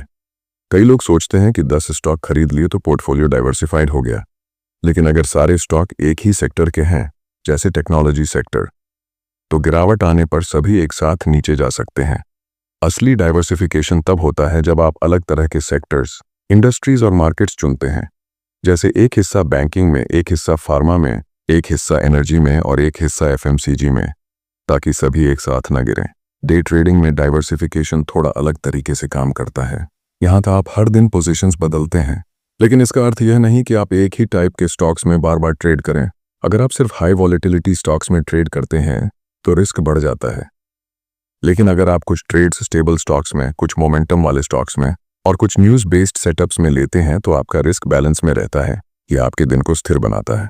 डाइवर्सिफिकेशन मार्केट्स के आधार पर भी हो सकता है। कुछ राशि स्टॉक्स में, कुछ क्रिप्टो में, कुछ कमोडिटीज में, कुछ फॉरेक्स में। इससे ग्लोबल इवेंट्स का रिस्क कम हो जाता है। अगर किसी देश की खबर से स्टॉक मार्केट गिर जाए तो शायद गोल्ड ऊपर जाए। अगर डॉलर मजबूत हो तो फॉरेक्स में अवसर मिले। अगर क्रिप्टो तेजी से भागे तो वहां प्रॉफिट बन सके। यानी एक बाजार धीमा हो तो दूसरा सक्रिय हो सकता है।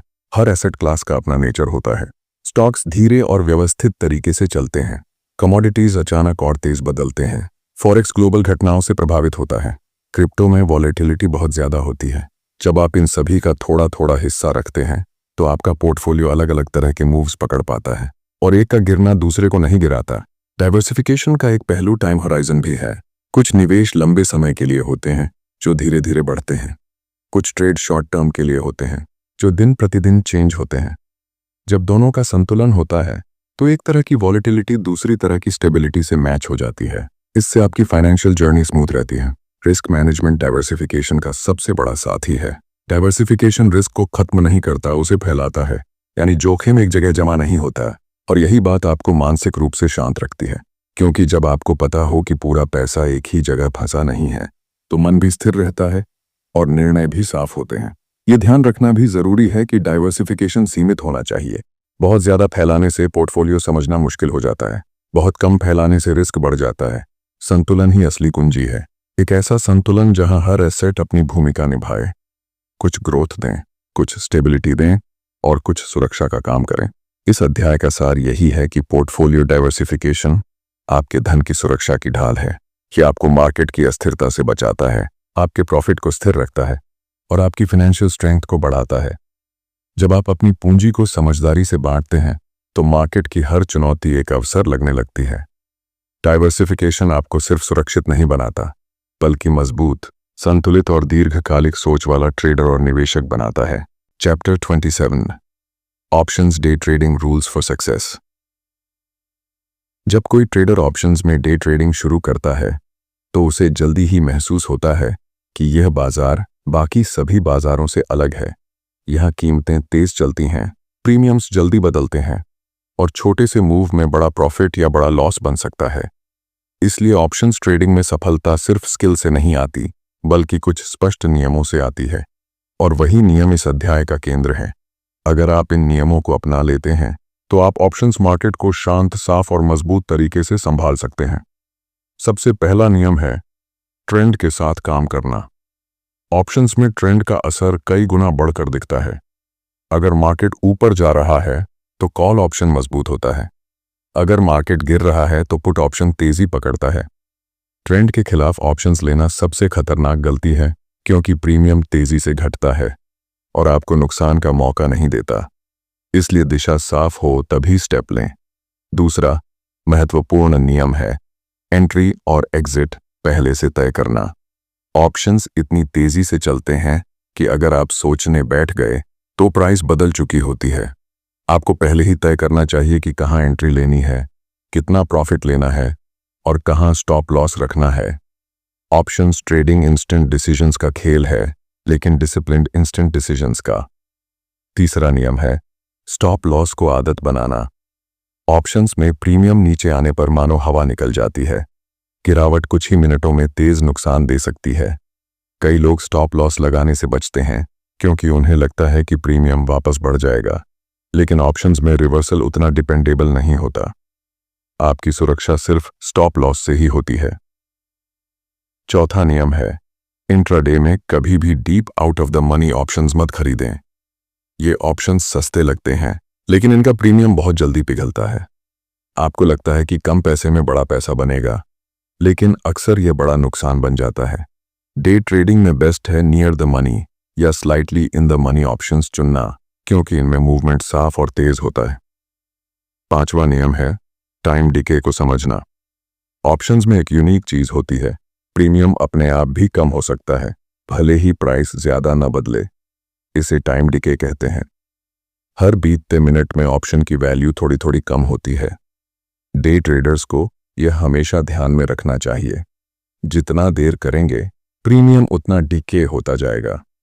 इसलिए तेजी से निर्णय लेना ऑप्शंस में और भी अधिक महत्वपूर्ण है। छठा नियम है वॉल्यूम और ओपन इंटरेस्ट को पढ़ना सीखें। ऑप्शंस सिर्फ प्राइस से नहीं चलते, बल्कि एक्टिविटी से भी चलते हैं। अगर किसी स्ट्राइक प्राइस पर वॉल्यूम बहुत है और ओपन इंटरेस्ट बढ़ रहा है, तो वहां ट्रेडर ध्यान दे रहे हैं। ये स्ट्राइक एक्टिव हो सकती है, लेकिन जहां वॉल्यूम नहीं है वहां उलझना नुकसान का कारण बन सकता है। सातवां नियम है न्यूज़ टाइम में ऑप्शन से दूर रहना, क्योंकि न्यूज़ के समय वॉलेटिलिटी अचानक बढ़ती है। प्रीमियम्स ऊपर नीचे उछलते हैं, स्प्रेड बड़े हो जाते हैं और रैंडम मूवमेंट शुरू हो जाते हैं। कई बार प्राइस का एक्चुअल डायरेक्शन बाद में सेट होता है, लेकिन तब तक प्रीमियम्स डिके या एक्सपैंड होकर फंसा देते हैं। खबर के समय शांत रहना ज्यादा सुरक्षित होता है। आठवां नियम है लॉट साइज कंट्रोल में रखना। ऑप्शंस में लेवरेज बहुत अधिक होता है, इसीलिए छोटी लॉट साइज भी बड़ा इंपैक्ट दे सकती है। कई लोग जल्दी प्रॉफिट के लालच में बड़े लॉट ले लेते हैं और फिर मन का संतुलन खो देते हैं। पोजीशन साइज छोटा, सुरक्षित और प्लान्ड होना चाहिए। नौवां नियम है प्रॉफिट को लॉक करना सीखें।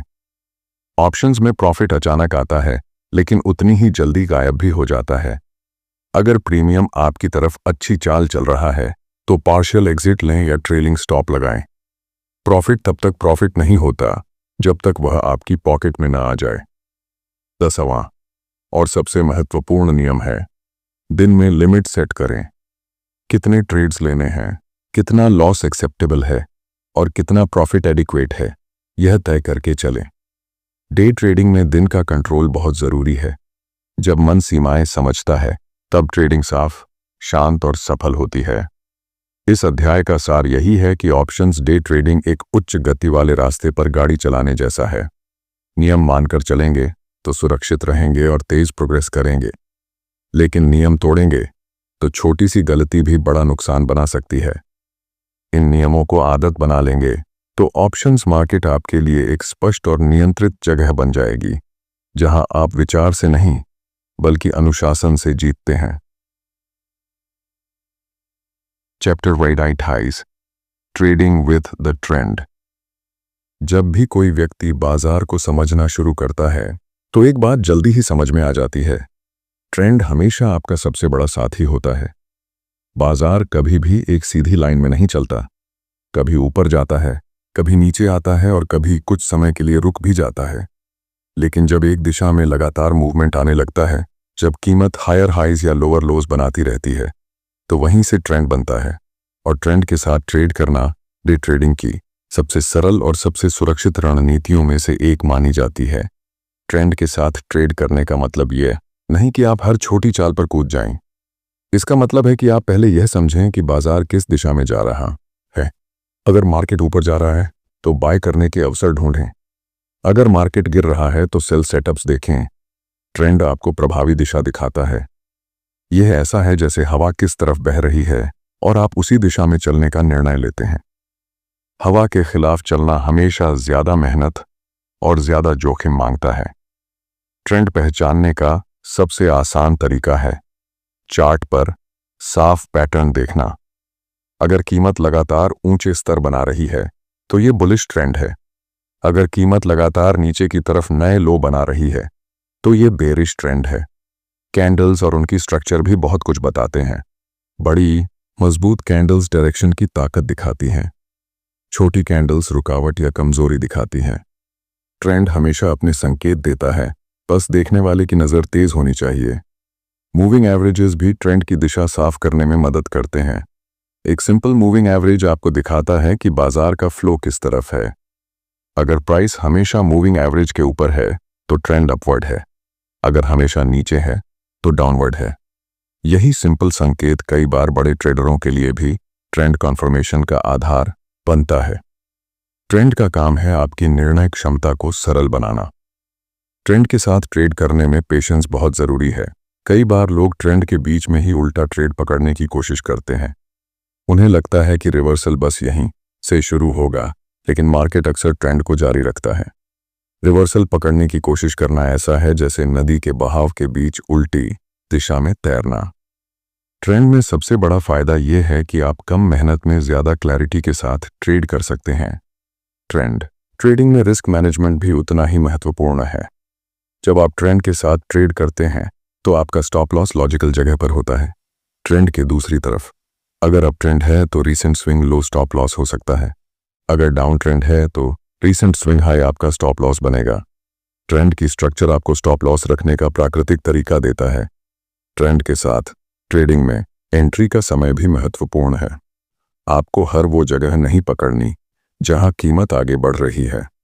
आइडियल एंट्री वह होती है जहां ट्रेंड चल रहा हो लेकिन प्राइस टेम्पोरेरी रिट्रेसमेंट दे। जब प्राइस वापस ट्रेंड की दिशा में मूव करे तब एंट्री लेना सुरक्षित, संतुलित और मजबूत होता है। इसे कई लोग बाय द डिप्स या सेल द रैलीज भी कहते हैं। वॉल्यूम भी ट्रेंड के स्ट्रेंथ का संकेत देता है।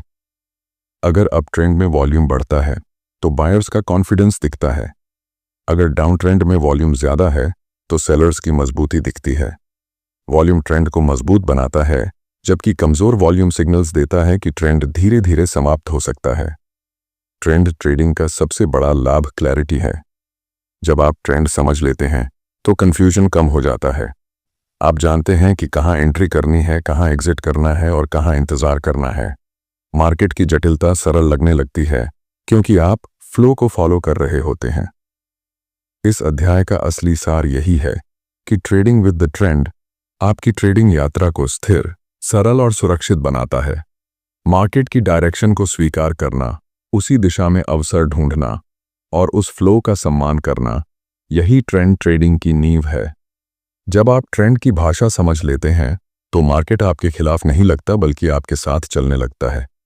और यही समझ आपको एक शांत, केंद्रित और आत्मविश्वासी डे ट्रेडर बनाती है।